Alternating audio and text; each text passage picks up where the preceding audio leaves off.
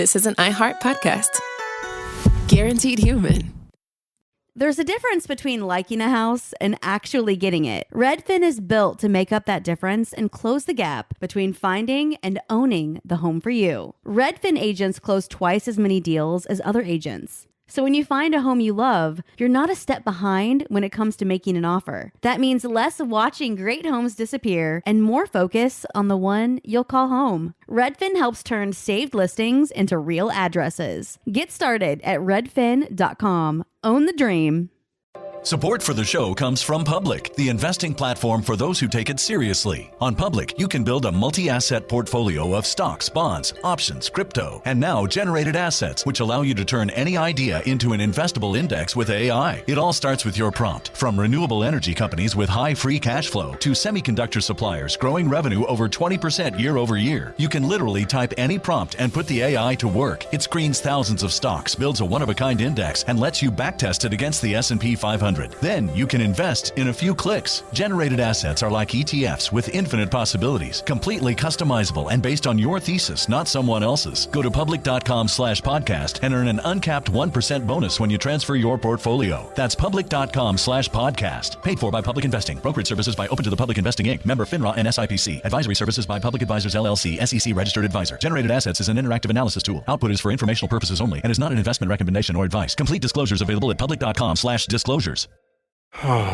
Sink into affordable luxury. Anabay is the only machine washable sofa, inside and out. With stain-resistant slip covers and a cloud-like frame duvet, everything goes right in the wash. Plus, the modular design lets you change the look of your space anytime. Visit WashableSofas.com to upgrade your home. Shop up to 60% off site-wide, with sofas starting at just $699 and a 30-day money-back guarantee. Shop now at WashableSofas.com. Offers are subject to change, and certain restrictions may apply. Hey everybody, Robert Evans here, and I wanted to let you know this is a compilation episode. So every episode of the week that just happened is here in one convenient and with somewhat less ads package for you to listen to in a long stretch if you want. If you've been listening to the episodes every day this week, there's going to be nothing new here for you, but you can make your own decisions.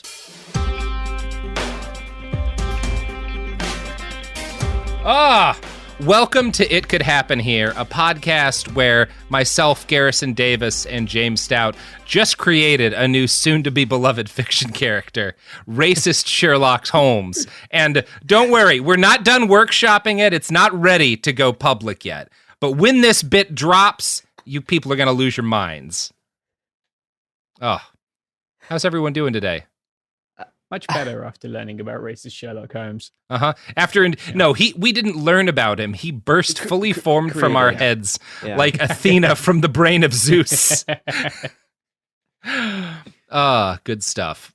Speaking of the Greek and Roman pagan pantheon, James Garrison, you know who does kind of have the feel of a malevolent spirit in Greek mythology is Ron DeSantis. Yeah, not wrong. Mm-hmm. Sure. Yeah. Meatball Ron. Malevolent Ron, that's what they call him. After all my years studying the papyri, this is, I can confirm. Yeah, Meatball Ron. I have a long essay on my Substack about how Meatball Ron and the Egyptian deity Ma'at are really directly related to one another. But that'll you can find that on my Substack, my Egyptology focused Substack. Yeah, he's not. What's the god of the sun? The god of the sun disk. The one they tried to do a monotheism for. Oh yeah, isn't that Ra? Yeah, that one pharaoh tried to. Sure, it's Ra. Yeah, I can see DeSantis seeing himself in those terms. No, Ma'at, Ron DeSantis. I think DeSantis is more of like a Horus figure, actually. Yeah. I mean, no, because Ma'at. Here's the thing: Ma'at has wings, and Ron DeSantis is currently flying over us, shading us all in the comfort of his mighty Technicolor wingspan. I'm seeing Ma'at. Ma'at looks. There's too many colors in these wings. Like, I don't know. I don't know why we got onto comparing Ron DeSantis to. This was a mistake. Anyway, Garrison, you just last week we closed out on 2 great episodes about Fash Wave and the adoption and kind of reposting of a lot of these aesthetics that had become popular on the far right via, the dark Brandon memes. And a big part of that was how Ron DeSantis somehow allowed some incredibly internet poisoned Zoomers to make an ad for him that was far too online for a presidential campaign ad. And I felt like it was time to kind of have a discussion about Meatball Ron, because obviously things in Florida are very ugly right now. As a fascist, which he definitely is, Ron DeSantis is an effective administrator, by which I mean he's good at twisting the administrative state that exists into a weapon to attack marginalized groups. He's been effective at that. What's happening legally, in the laws, a lot of the anti-trans laws, the anti-drag laws in Florida is very frightening. What he's been doing to the Florida education system, state education system, is very unsettling. And that is all of that is worthy of further discussion. But I think because the most immediate concern we have is is this guy going to be able to do that on a national scale, right? Which is not to say that we should just let Florida, sink into the abyss. I don't believe that. But at the moment, Ron DeSantis is tied for second place against Donald Trump. So it kind of, it behooves us to ask the questions purely for the purpose of self-defense. Can Ron DeSantis win, right? Could he actually become, not even, the first question is could he become the Republican presidential candidate? Can he beat Donald Trump? And the short, good answer to that is, I don't think so. It's not looking good. Not looking good for old Meatball Ron. Agreed. And I wanted to get into why and kind of some of the fundamental flaws as a guy who there was kind of this belief, fear, I think a reasonable fear among a lot of liberals and folks on the left, that because of how effective he's been at consolidating and expanding his power in Florida, and because he's generally seemed like less of a, Donald Trump has certain competences as an authoritarian. There's things he's very good at, but he was not good at being the president. He was not good at using power. He's not an effective fascist in a lot of ways. He's not an effective fascist, right? He wasn't good at picking people to do things for him. He was good at hurting people in a blunt way, but he was kind of incompetent at a competent fascist. Hitler was a competent fascist, right? He was not in there long in an elected position before he had effectively made it impossible to oust him without military force. And Trump was never good at doing that stuff. And the worry is that Ron DeSantis would be. The good news is that Ron DeSantis is incompetent as a politician and a political candidate.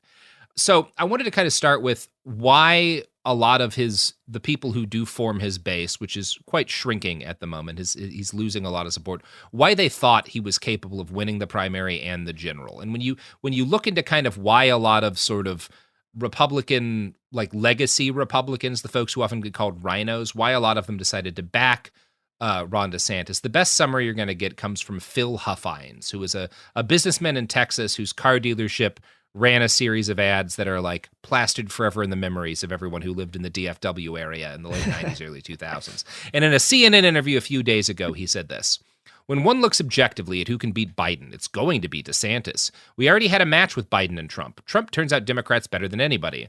DeSantis will be able to articulate more clearly what Republicans stand for, and he's not going to be bogged down in other stuff that Trump brings to the election."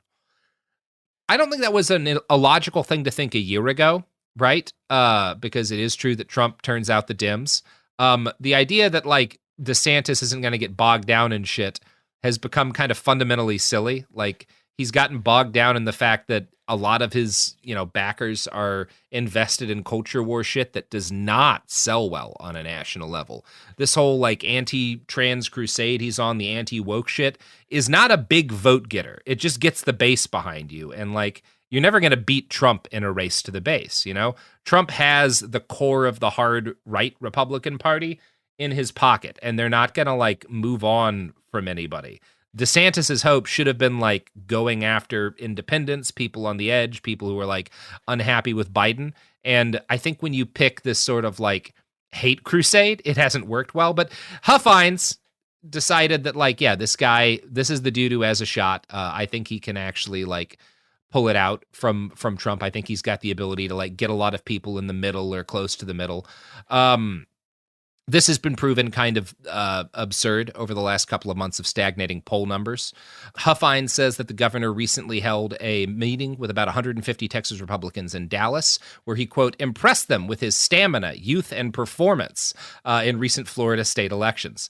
And there's a number of reasons to think that this is a bad strategy, that like really laying on his performance in the last Florida election is like a good way for him to win support. One of these has to do with the fact that like Florida is the national watchword for crazy, right? Like the rest Florida, of the country. man. Even a lot of conservatives, when they're talking about like madness in America, they talk about Florida. Like Florida man is an archetype.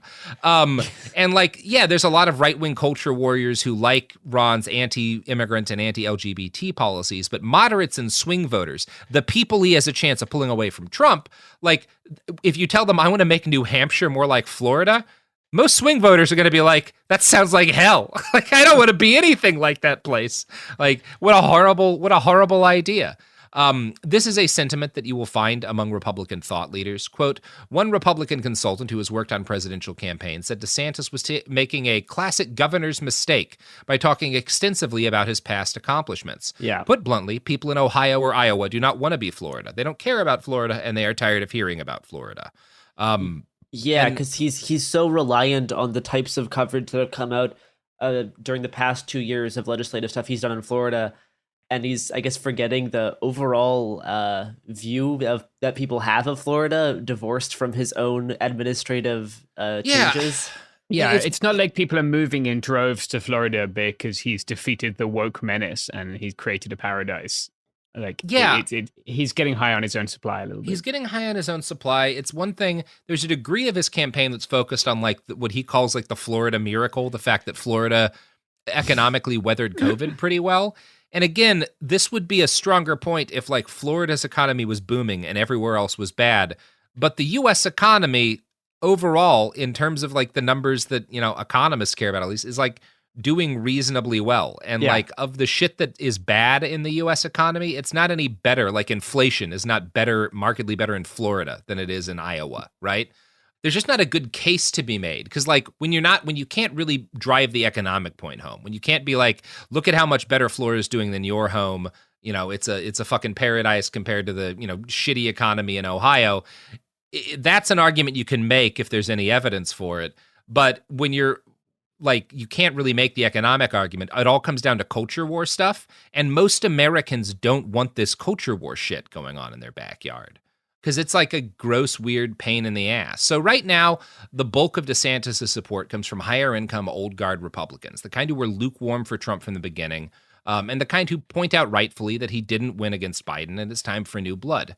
This is true, but current polling indicates it's not what most GOP voters want, which is kind of the big problem the Republicans have, is that, and this is why Trump's definitely going to win, you know, as the primary campaign, is that like the hardcore of the GOP cannot be overcome by the moderates because the hardcore is so in lockstep about what they want, and what they want is Trump. The moderates don't have control of the party. But the moderates are the ones who can like actually win a general election. So yeah, it's a tough situation for them to be in. And one of the things that kind of shows how fucked Ron is that like Ron won re-election in Florida in his last gubernatorial campaign by about 20 points a year or so ago. In Florida, Trump currently has a 20-point lead on him. Not great. No, Yeah. That's a disaster. Like, because again, not only like should you be able to bring in your home state as a sitting governor, but like it shows that Ron is not popular because of his legislative achievements. He's popular because Florida is just that right wing, right? Yeah. Like that's like currently like the electoral state or status of Florida is very conservative. And so Ron won by an overwhelming margin, but that doesn't mean people love him. They definitely like Trump more than they like him. Bad situation to be in. And a number of early backers in DeSantis' orbit have begun to acknowledge this reality. I'm going to quote from NBC News here. Yeah, there are a number of people who are grumbling about it, no doubt, a DeSantis donor said. There is an overall sense, including with me, that he just has not ignited the way we thought he would. And I find that really interesting because you get versions of that a lot, that like we were expecting him to really take off as soon as he started campaigning, and he hasn't. And that was our only strategy. You get this, and like if you read interviews with like folks who were in the DeSantis orbit and people, because a number of his early backers have like peeled away and rescinded their endorsements and given them to Trump. It was this hope they had that like as soon as he's out in front of America, Americans are going to love this guy because he's all the good stuff about Trump with none of the baggage. And that was just fundamentally disastrously wrong. And I think one of the things we're starting to see is that the DeSantis people didn't have another plan for how to get this guy elected. Like, their plan was that we think that Trump's policies are popular, but everyone doesn't like Trump. And no, that's actually not accurate. The opposite of true, almost. Like, some of them just like Trump as a person. Yeah, a lot of them don't care about what he's done. They like the fact that he owns the libs, right? They're not thinking about his... He's a compelling character. Yeah. And DeSantis is a void of charisma. He is not a compelling character. He's actually like, he's good at being like an administrator in he's like he is very successful in doing bad things. Right? He's a guy you make your chief of staff if you're the president or something. Yeah. He's not like he's not a compelling character like the way Trump is. No, and it's again, it's so fascinating to me. It says a lot about like the degree of bubble that all of the political class are in. And when I say the political class, I mean the people, the fairly small number of people in the left and the right, liberals and conservatives, who work on political campaigns, right? Because it's actually a pretty small community of people, of the folks who do the different jobs that are running political campaigns and that are like working as the age and legislative assistants and all that stuff for elected leaders. And because to me, to just a guy sitting out there, like I'm worried about Ron because of what he's doing in Florida, but from the moment I saw the guy speak, I was like, well, this man has no charisma whatsoever. And if you can't think about like how a guy could attract voters, if there's nothing that seems appealing about a candidate to you, if you can't understand their charisma, that's probably a good sign that they can't get elected. I am not mystified by why any president who has won in my lifetime won, right? I've been in a room with George W. Bush and watched him spoke to me, and it immediately made sense why people fucking love George W. Bush. He had an attitude. He had an air that put people at ease. He was good at putting on a character that people found appealing in that time and place. There's a reason why so many voters who loved him, you know, especially after the first campaign where it was kind of a, but like, there's a reason why he got reelected. Like and it's the same thing with like Bill Clinton, right? You watch old videos of Bill Clinton on the campaign trail before he was president. You can see the charisma. You can see the way he connects to audiences. You can see the things about him that people find appealing. There's not a mystery. It's not mysterious why Obama got elected. He's a deeply charismatic man. And, Joe needed a little bit of help. That's why he lost so many presidential campaigns beforehand. But next to Donald Trump, he seems like a much more appealing person. Like, I'm not mystified, and I'm not mystified by why Trump got elected. Next to Hillary Clinton, Trump felt not like a politician, not like the same people who would let us down. There was this degree to which, like, if you're looking at like whether or not someone can win an election, you should never be like, well, I don't get it, but I guess maybe they must have some sort of charisma because everybody's talking about them as a serious candidate. No, honestly, if you can't see anything about appealing about a candidate, then that might be a good sign that they're doomed. And I think DeSantis is fucking doomed. And this is kind of a thing that a lot of his early backers have started to realize. One DeSantis-aligned operative told NBC, from my understanding, if we don't see a bump in the polls, we're basically going to shut down the idea of a national operation. This is really something that, like, we're probably going to see. I wouldn't be surprised if he kind of has a blowout politically pretty early in the primary season next year, because he raised a lot of money earlier in his campaign. He raised about $20 million or so between mid-May and the end of June of this year, which actually put him ahead fundraising-wise of Trump by about $2 million or so. But the Trump campaign ended last quarter with twice as much cash on hand as Ron, alongside a still dominating lead in the poll. So Ron has raised a lot of money, which kind of speaks to the number of sort of like Republican, institutional backers who hoped that he could win where Trump had failed. But he blew all that shit and it didn't get him anything, right? Like, he didn't raise he crept up a teeny amount in the polls, but he's still like tied for second with Donald Trump, despite blowing all of that money. And I think we're going to reach a point pretty quickly where if he doesn't immediately take, a state or two or three from Trump in the early primaries, any kind of hope he has for further donations is going to dry up, because why would you keep wasting that money? We all saw how much money got wasted trying to take Trump out of the primaries in 2016. I do think people are going to be a little more gun shy this time. There have already been a number of recent layoffs of major staffers by DeSantis. He's kind of purged a big chunk of the people who started his campaign. One of the things that's a little interesting about him and his political career is that as a politician, he has always been kind of noted as kind of weird within Florida politics, because every election he's had an entirely new team of people. He does not work with the same people twice. He does not have bring people back for his campaigns, which is really unusual in U.S. politics for a successful politician. When you win, you tend to bring him back a lot of the same people who helped you win the last time.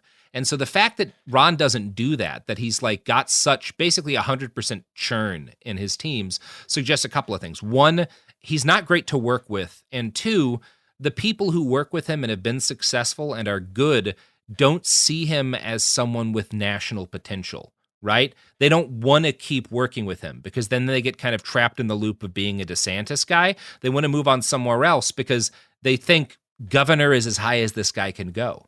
That is kind of one of the things that you see when you note this dude has such total turnover in his fucking teams. Now, again, for all of the money that he spent, Ron's polling numbers have changed basically nil from when he announced his candidacy. According to New York Magazine, kind of collated a bunch of this together. In the Real Clear Politics average of polls starting July 1st, 2022, Trump had a 34-point lead over Ron DeSantis and 52.8% of the vote in national surveys, with DeSantis at 18.5%. At present, he's got Trump's lead over DeSantis. So a year ago, Trump had a 34-point lead over DeSantis. Now he's at 32, which is not the speed of movement that you want to see after a year of effectively campaigning. On the national surveys, DeSantis has gone from 18.5% to about 21%, which again is just kind of a disastrous rate of change. Now, this is just one poll. There's potentially outliers here. I've seen other polls that show DeSantis at more like 12% and tied with Vivek Ramaswamy, who is another GOP candidate. The fact that Vivek, who is not nearly the kind of national name that DeSantis is tied with him in some polls now is fucking disastrous. He and Trump are pretty close in terms of funding. Vivek has raised only a fraction of what DeSantis has raised. So that's a pretty bad sign. Kind of a fucking disaster. One major area in which Ron lags behind Trump is his ability to draw interest and what amounts to free advertising from the media. Trump famously got about $1 billion in free publicity in 2016 thanks to relentless media coverage of his every move, gaffe, and speech. He understood it didn't matter if it was negative. It didn't matter that they were shit-talking me. What matters is that they're keeping my face out front, right? This is a thing that will bring me support. It will bring me donors. It will make my supporters see me as this kind of gladiator fighting for them. He leaned into this shit.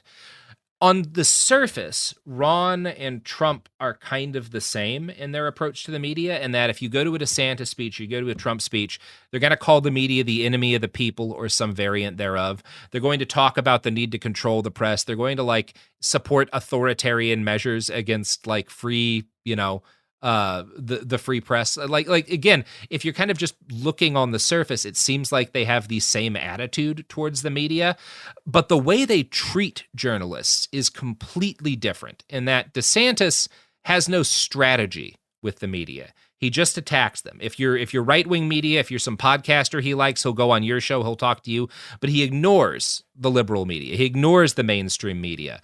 But that's different from having a tactic for dealing with them.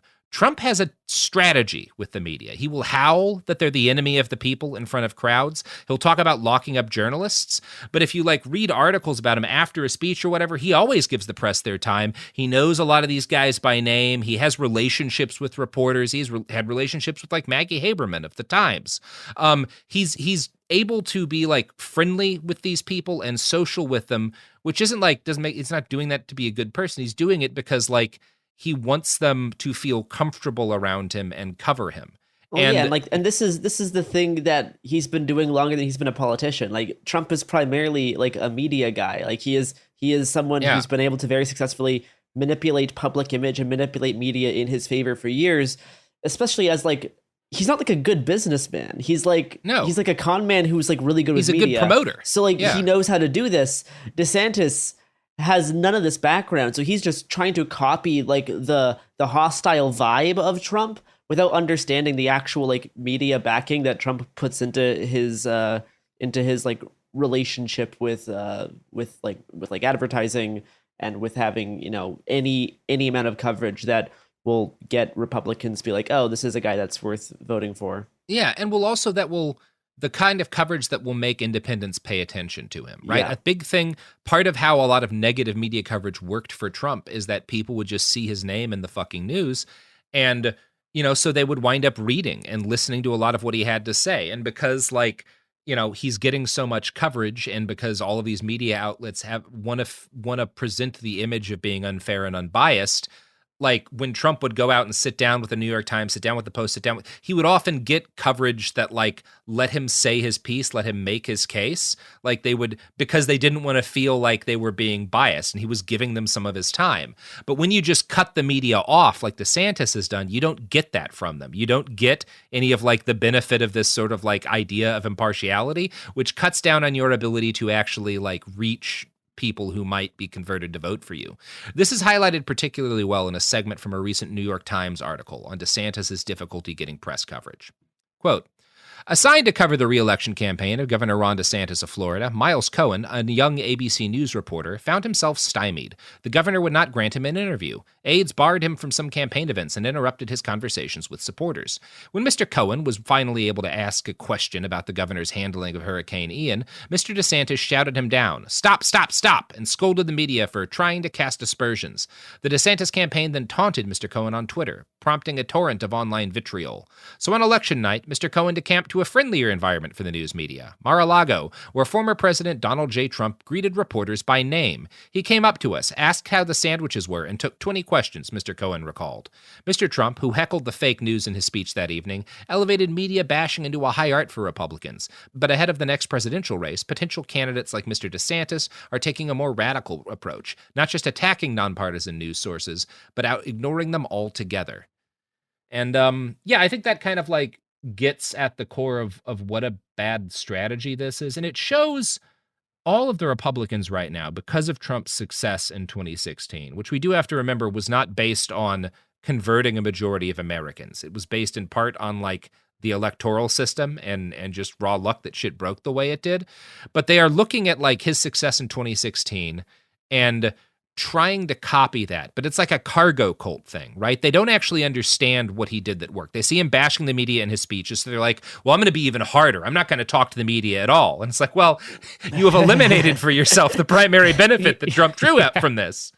Yeah, I think the cargo cult description is great. They're trying to have the appearance of doing the Trump thing without understanding why the thing worked. And like also importantly, it's not like 2016 anymore. As much as it feels like 2016 was the year that never ended, actually a lot has changed. And also a lot of media has gotten a bit wise to the tactics that Trump did. Like they're no longer going to be blasting all of his speeches every time he says something outrageous because they know that's part of his strategy. So like the same tactics, if DeSantis thinks he's going to get publicity for saying some horrible thing in his speech, the media knows what's up now. Like they've already seen this like playbook get played. So it's not like you can't treat it like it's 8 years ago.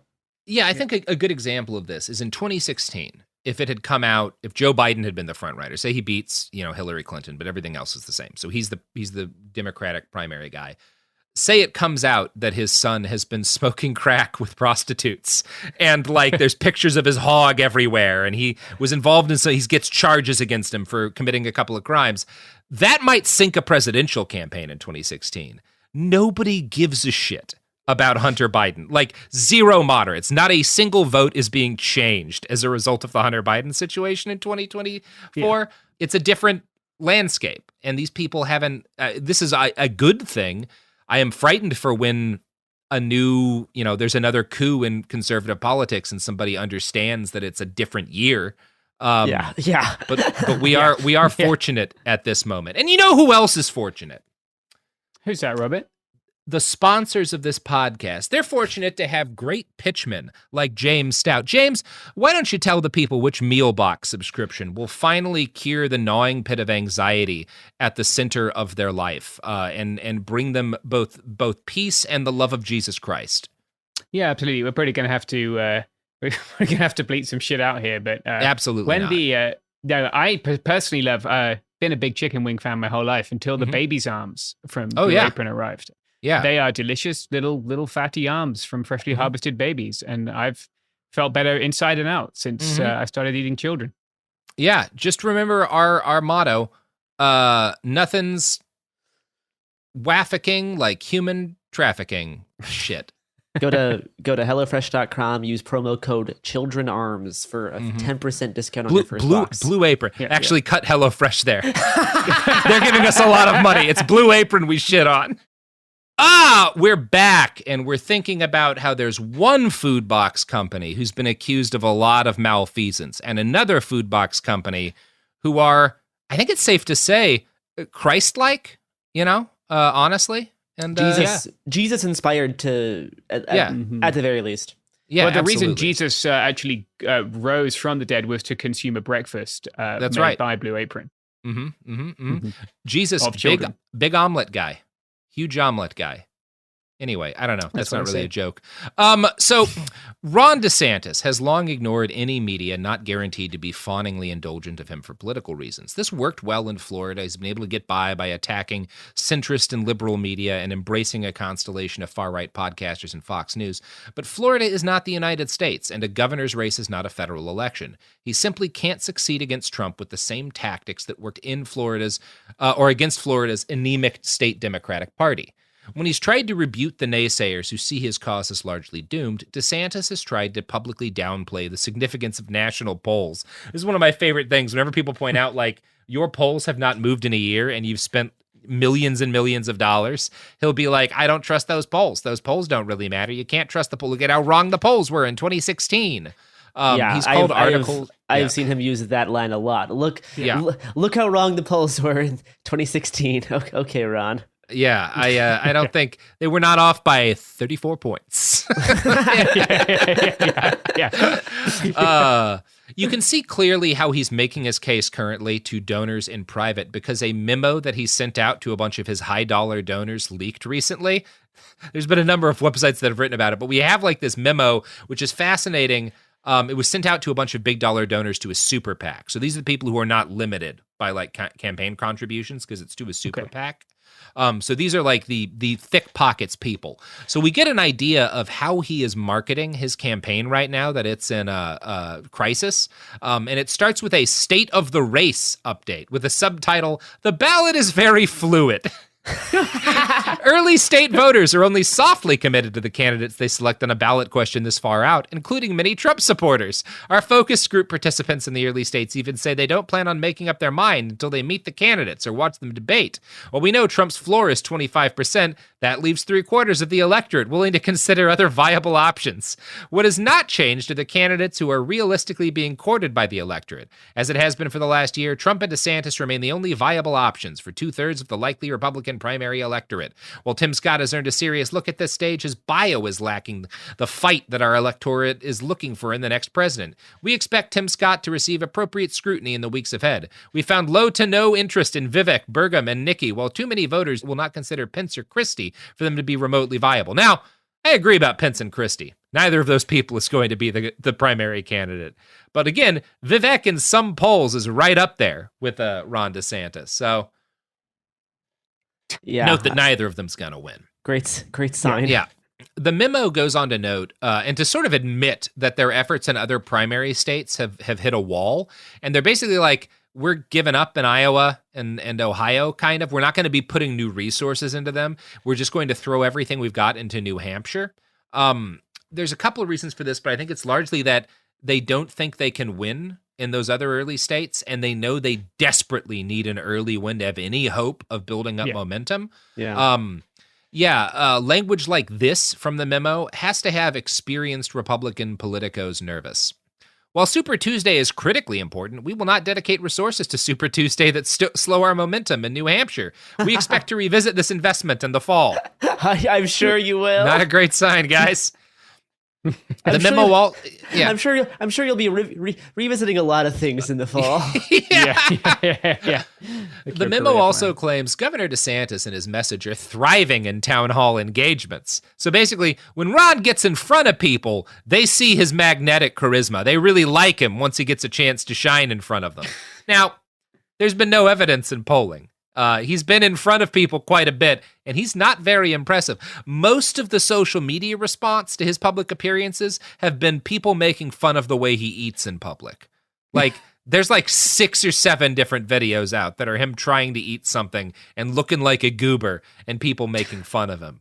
Whereas, like, again, Trump has, because he's actually charismatic, Trump can like sit in a truck and look like a doofus playing truck driver, and everybody's like, look at that guy. Even people who hate him are like, well, that's kind of endearing. Look at him. He's honking the horn. He's pretending to be a big truck driver.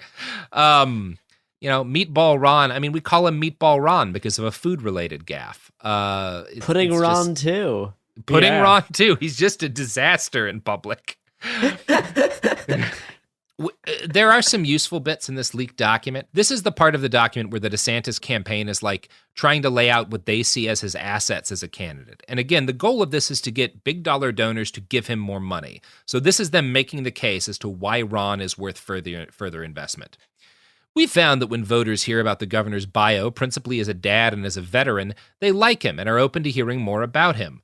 This is to say nothing of his successes on parental rights, his leadership bringing Florida's economy back during and after COVID, fighting illegal immigration and ensuring border security. That he's not just a fighter, but most importantly a winner. A major paid media effort featuring the governor's bio will help us to convert. 3 big issues that, and that's again, so the 3 big issues he's highlighting, that he says, like, these are the things that are going to get voters onto us, enough of them that we can overcome Trump's 25% floor, are anti-immigration stuff. Well, I'm sorry, man, Trump's got you beat there. The wall is his, right? DeSantis has tried to go one step further. I don't know if you saw his press conference in Texas where he advocated the birthright citizenship thing. Yeah. No, just shooting people. Oh, yeah. I think he said, quote, drop a few of them. Yeah, he's trying to, but again, he just talked about, what's interesting to me, he opens this memo by starting like, look, Trump's got a 25% floor of support, but there's that other 3/4 of people we can get. And yet, when you are talking about gunning people down at the border, you're just trying to take that 25% from Trump. You are not reaching out to like the people who are less maniac, right? He's trying, like, again, it's just bad strategy. It's a bad strategy within the context of what his people have laid out as a strategy, right? Like, if the good strategy is go for the other 75% of the voters, well, you probably don't do that by promising to be even harder on the border. Yeah, anyway. And he doesn't really even have, like, obviously Trump didn't have a coherent border policy either. But he had a thing, right? Like, he had a sort of shiny thing that he had 3 words that were very powerful. Build the wall. Yeah. And if DeSantis thinks Americans are ready for shoot them all, right? You can try that, but he's not. He's like trying to do this weasel thing. Anyway, it's just not. There's just not any evidence of an actual tactic there, of an understanding of like what people find appealing and how to highlight it. He's not doing it yet. He's not. If you're a donor, he's not exhibiting the idea that he knows how to copy what Trump did and do it one better. Like, your goal here, if you're running against Trump, based on kind of what they lay out as what their strategy needs to be, which is get the other 75% of people to back us instead of Trump, you need to be, you don't need to be yes-anding. You are acknowledging, by laying that out as the strategy, that Trump, his appeal is, he's got a dedicated base of appeal, but it's limited.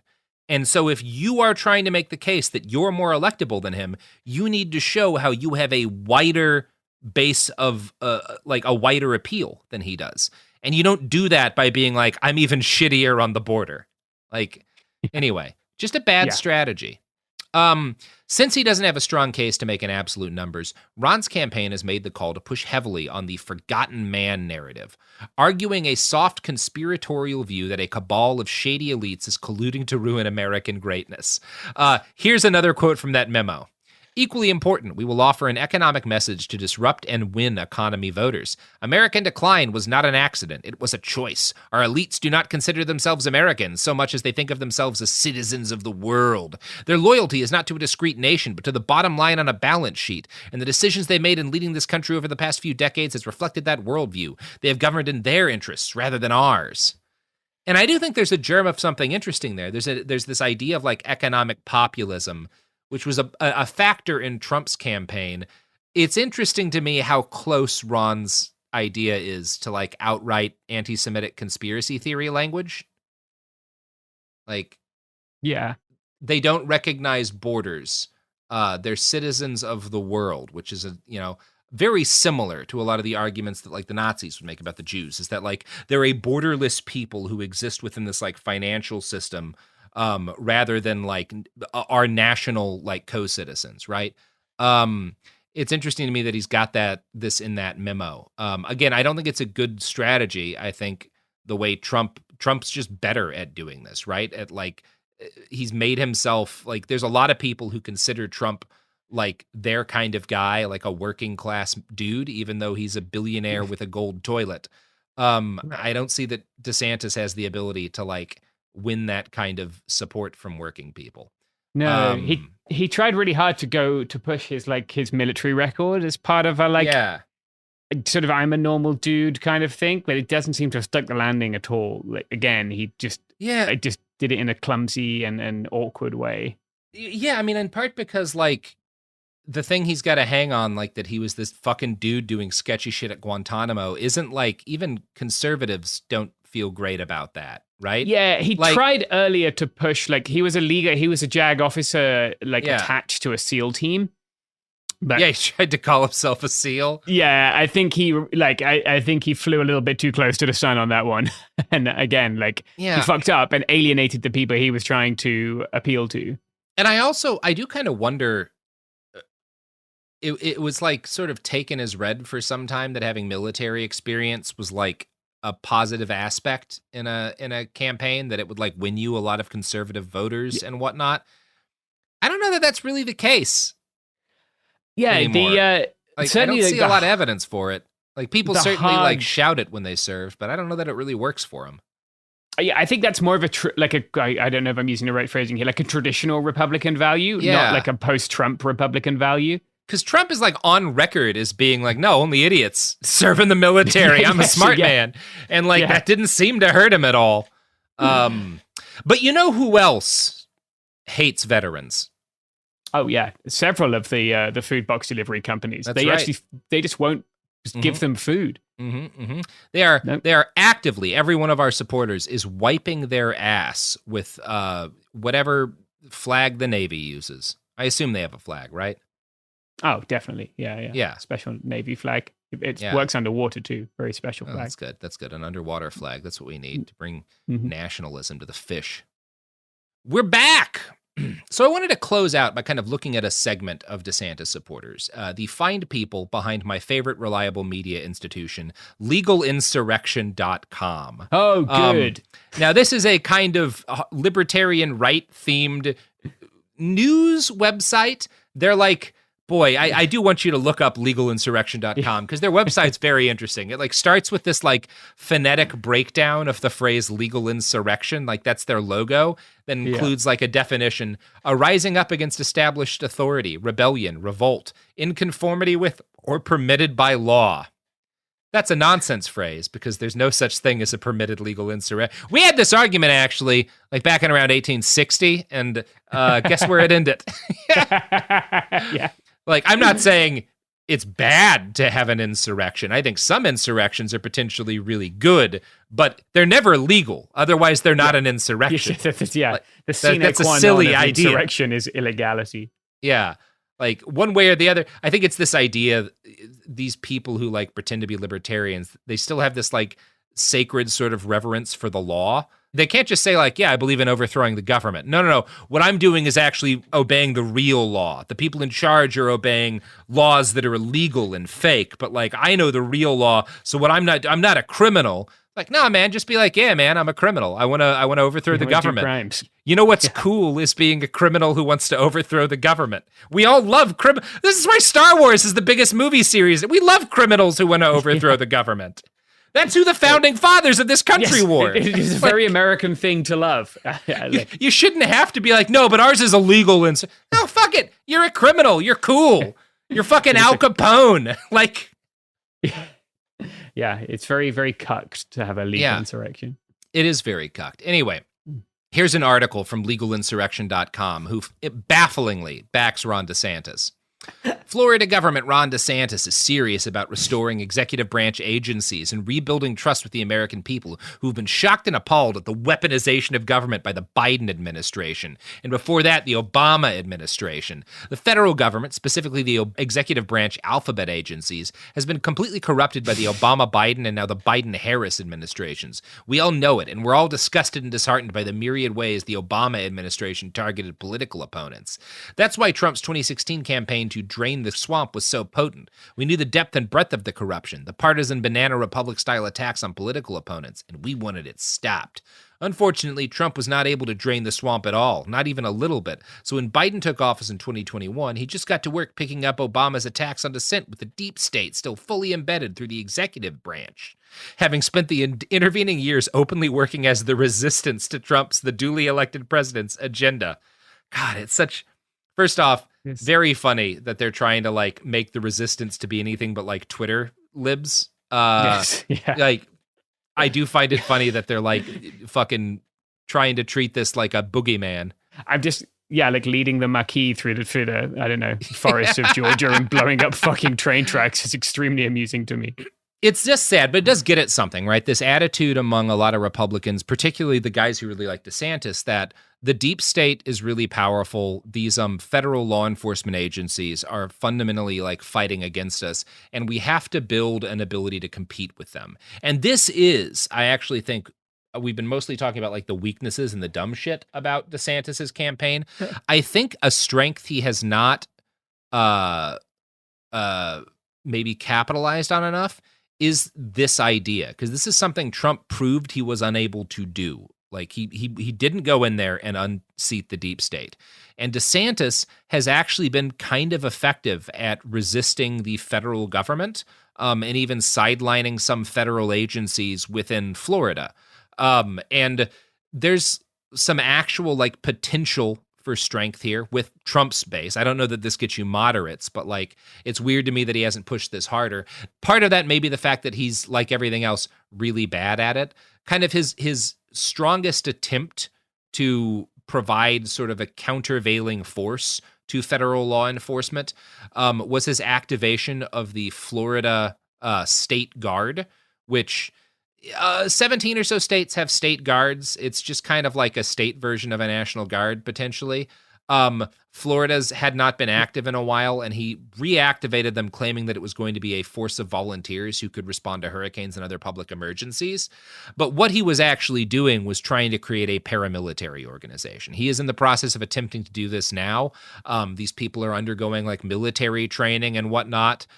He's trying to get them access to like weaponry. Like, this is potentially kind of concerning, but he's really fucking bad at it. There was a really interesting New York Times article recently that kind of goes into the problems the Florida State Guard have had sort of spinning up. And it's a very funny read because it's like a little kid's idea about how you would build a paramilitary organization. So on paper, the governor's office has said that one of the Guard's missions would be, quote, to ensure Florida remains fully fortified to respond not only to natural disasters, but also to protect its people and borders from illegal aliens and civil unrest. And then the New York Times article continues, the deployment this spring has been mired in internal turmoil, with some recruits complaining that what was supposed to be a civilian disaster response organization had become heavily militarized, requiring volunteers to participate in marching drills and military-style training sessions on weapons and hand-to-hand combat. At least 20% of the 150 people initially accepted into the program dropped out or were dismissed. And if you get into this, the people dropping out are like the veterans. They're like military officers and stuff who got into this thing and then are like, I was in the military for 20 years. You know, I did deployments here and here.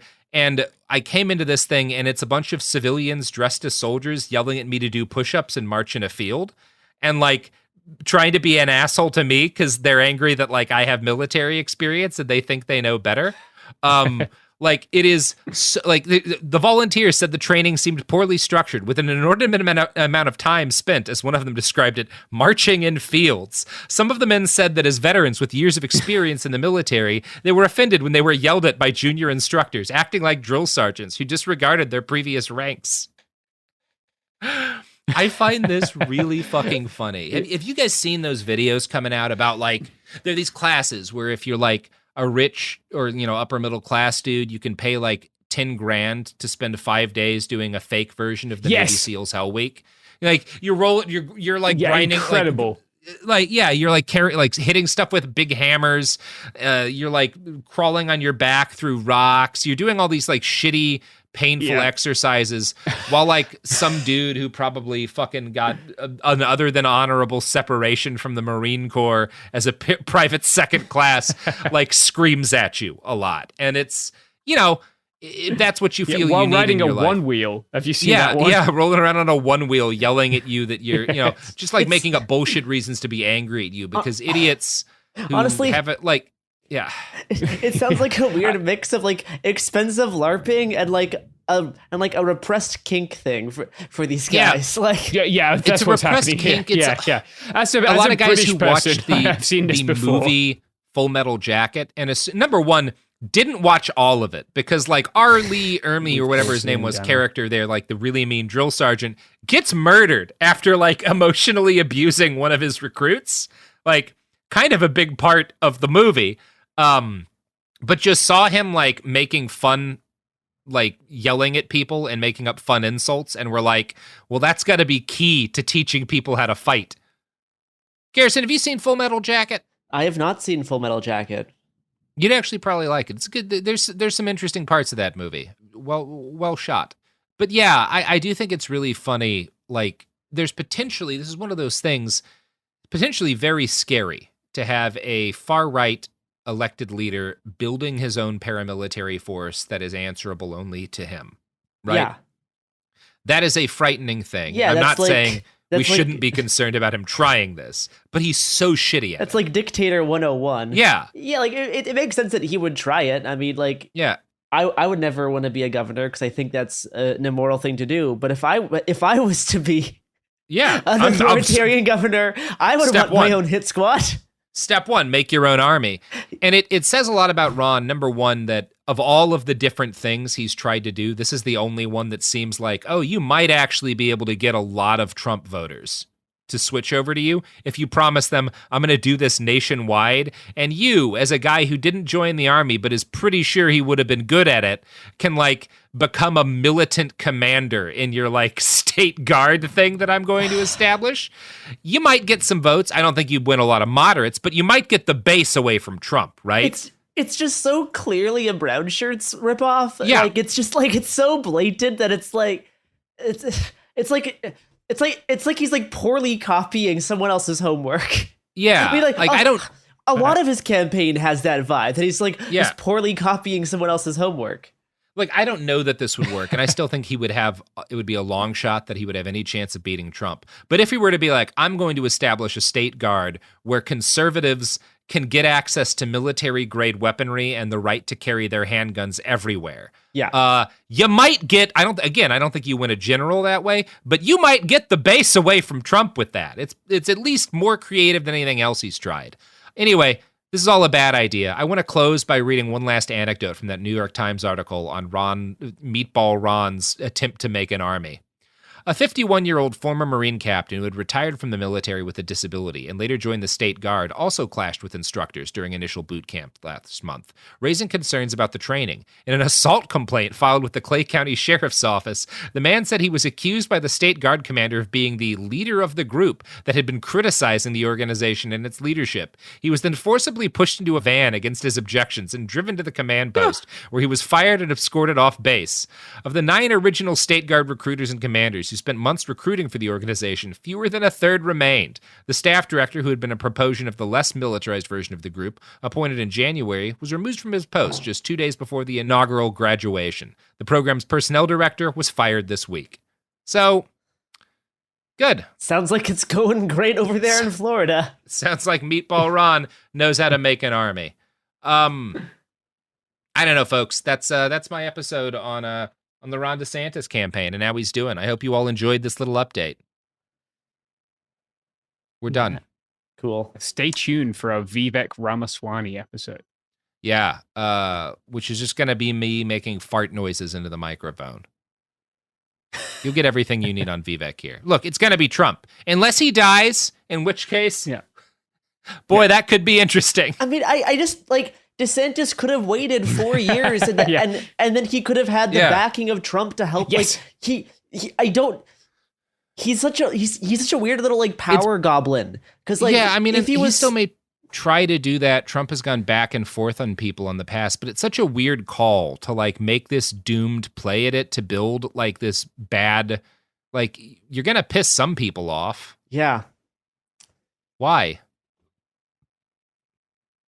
Yeah. Anyway, I remember us doing an episode not so long ago about DeSantis and being like, well, he'll just wait 4 years until Trump's out of the picture. But no, he fucking defied our expectations by torpedoing his own presidential chances. Yeah.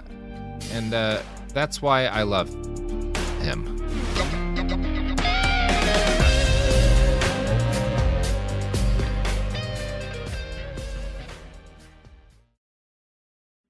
Let's talk about modern home shopping. It's sort of become a fun side hobby, right? Scrolling listings at night, dreaming about kitchens you've never seen, or backyards you haven't even stepped foot in, all from the comfort of pretty much anywhere. Redfin knows a lot of people like you want to own, but are stuck in this browsing mode loop. That's where Redfin flips the script. With listings that update within minutes and tours you can book right from the Redfin app, you can see your dream home the moment it appears. Now, liking a listing is easy, but actually landing it, that's where Redfin comes in. Redfin has over 2,200 agents with local expertise. And Redfin agents close twice as many deals as other agents. That means they want to help you win, not just window shop. Redfin is built to help you go from just looking to wait, this could actually be home. So become the newest neighbor on the block. Visit redfin.com to start finding and start owning. That's redfin.com.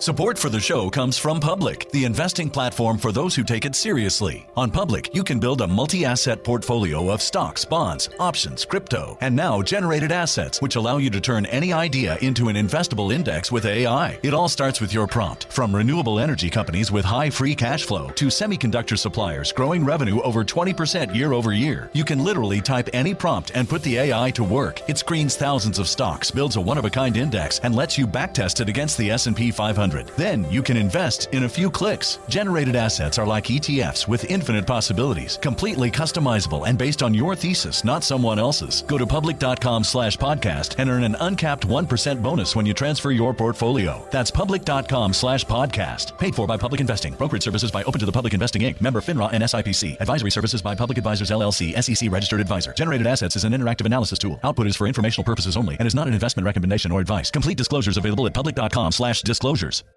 Kids, pets, life, your sofa sees it all. But with a washable sofa, stains don't stand a chance. All of our sofa collections come with fully machine washable covers and cushions, making cleanup effortless. Liquid and stain-resistant fabrics provide extra protection against everyday messes. Plus, with modular designs, you can rearrange your sofa however you like. Perfect for growing families and changing spaces. Starting at just $699, it's time to upgrade to a stress-free, mess-proof sofa. Visit washablesofas.com today and save. Offers are subject to change and certain restrictions may apply.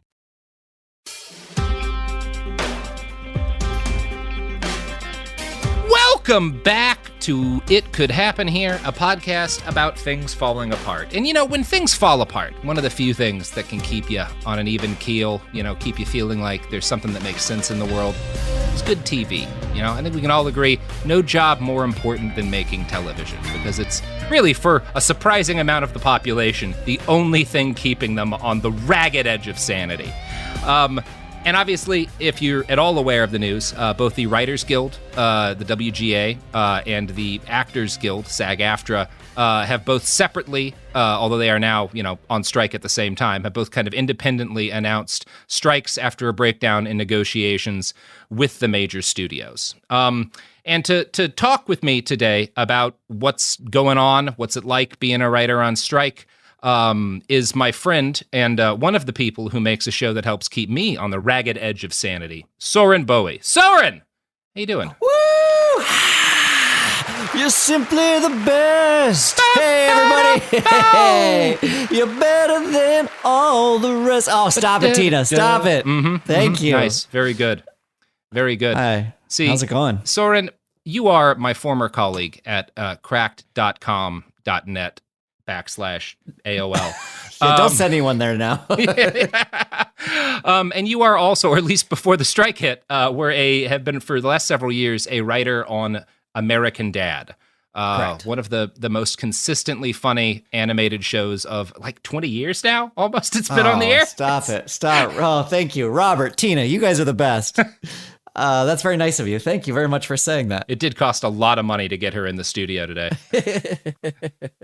That's very kind of you to say. Yeah, we try very hard, but it also has like a feel at the show of like the warden isn't watching. Like we're kind of allowed to do what we want, and it's been great. You love your job. It's very obvious that I think probably everyone there loves writing for that show. Most of the people I know who write for TV have the same attitude of like, wow, I can't believe I get to do this. But that attitude is great, and it makes life livable. But what doesn't make life livable, and what makes the enjoyment of the job harder, is starving to death.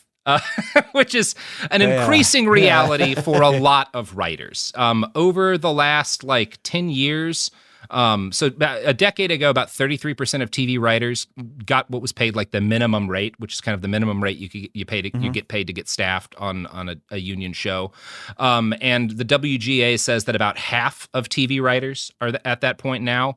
Writer pay has declined about 14% over the last 5 years, and that's with inflation. That's like if you kind of take out inflation, right? Everybody's making a with inflation, it's like 23. Yeah, it's about 23% writer-producer pay over the last decade with inflation factored in. So that sucks because people aren't watching 23% less TV. In fact, I think we're watching more TV than we ever have before. So I like if you listen to the kind of numbers given by streaming platforms about how many people are watching, it sure doesn't seem like TV writers have been gotten 23% worse at their jobs. So anyway, there was the WGA went into negotiations earlier this year, and basically to kind of shorten it, we're asking for more money in residuals, more money in upfront pay, changes to some policies that streamers were using to kind of avoid. There's been sort of this effort by streamers for a while now to kind of kill the concept of a writer's room in a lot of shows, and they have a couple of different sort of fucky ways to do that. I gotta say, Robert, it is a dream to come on a podcast with you because you do your fucking homework.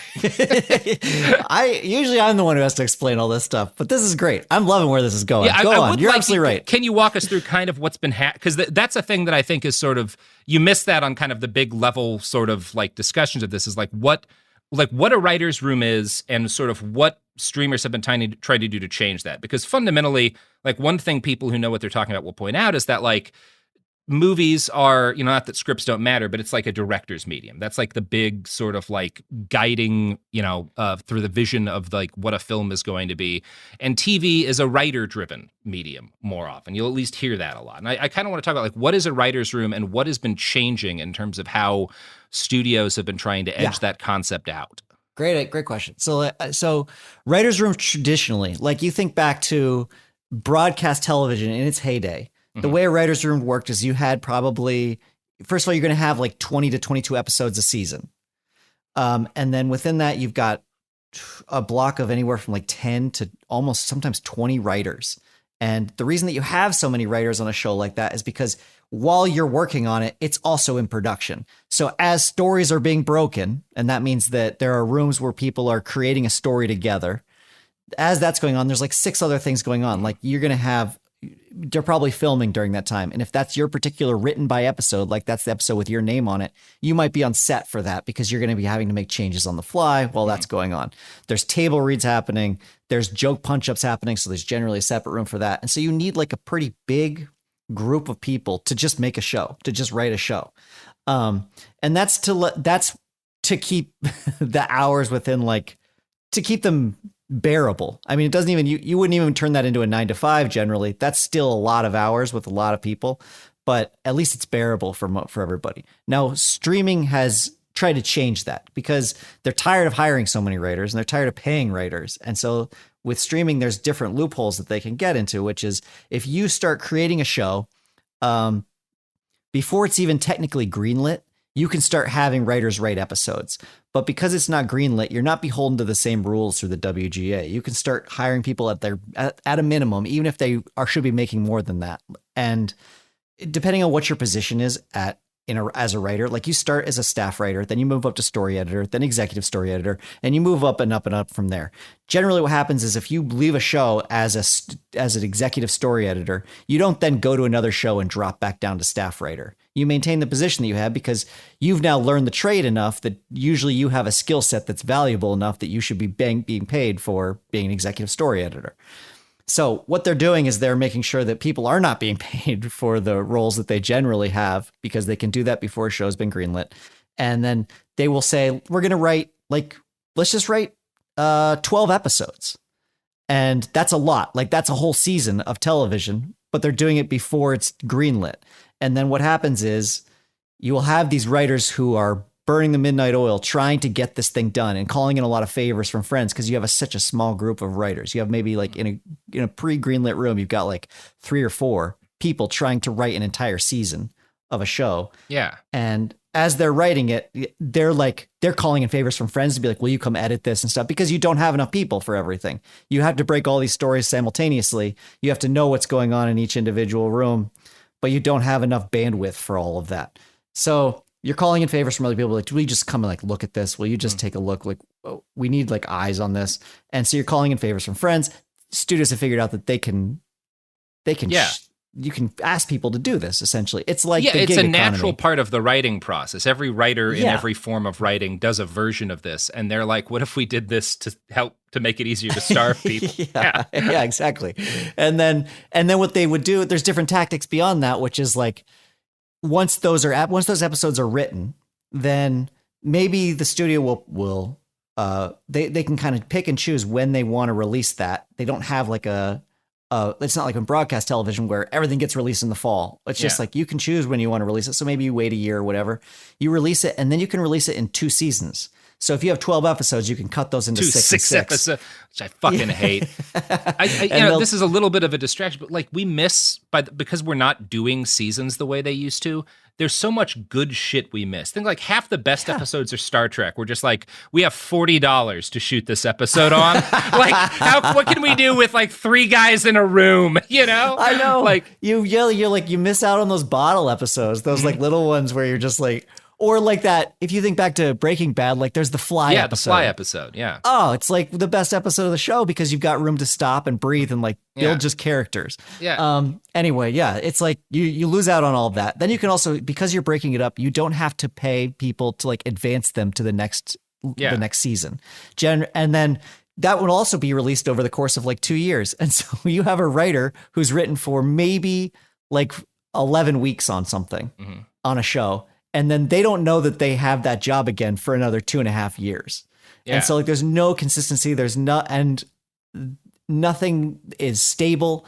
And that makes it very, very difficult for writers to keep their jobs and like maintain a writing job. It's this really fucked up situation in which I think the streaming era, in freeing sort of television from some of like the way that sweeps used to work, the way that a lot of like kind of the way that you would have to like run shows and the way that they aired when you were doing it on like fucking cable and they're ad supported, has allowed for kinds of TV shows and structures of shows that you never could have had, right? We're just watching The Bear. Probably the standout episode of The Bear from season 2 is this like episode about a family Christmas party that's just this absolute like anxious nightmare that's an hour-long episode, twice the length of a normal episode, and oftentimes that's kind of a mixed thing with TV shows, but it works in this one. And the fact that it's so much longer actually like helps with like you could only do that with shows that work the way they do in streaming. That wouldn't have been a thing that you would have gotten to do in 1993 probably.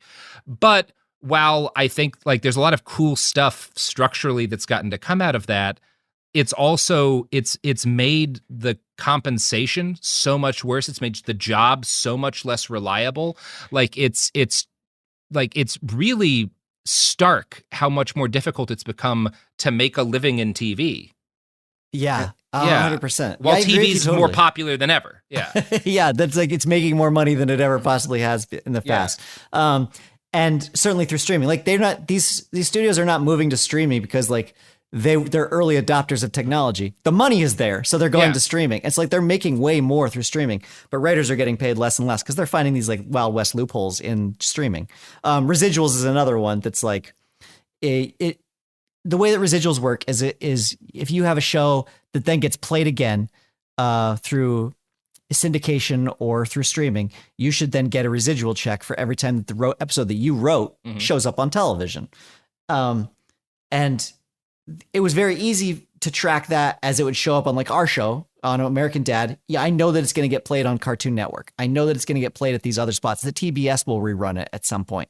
And I know when those are coming in. With streaming, it's much more difficult to determine when somebody watched something. Not because those numbers don't exist, but because all these platforms that are created by studios will not give out that information. That information is like in a black box where you have no idea how often a show gets streamed.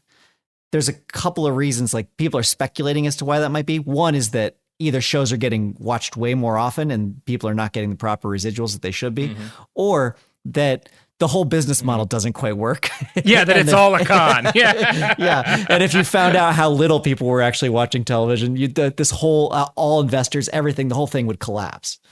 I don't know which is true. I don't care. I just want to know what the numbers are. So like a big part of this is the WGA asking different streaming platforms, you gotta be more transparent. You gotta tell us how well our show is doing so that we know if people are getting paid properly. Yeah, and it would be one thing if like writers were getting less than ever and TV was just like dying as a thing, as a creative thing that people want.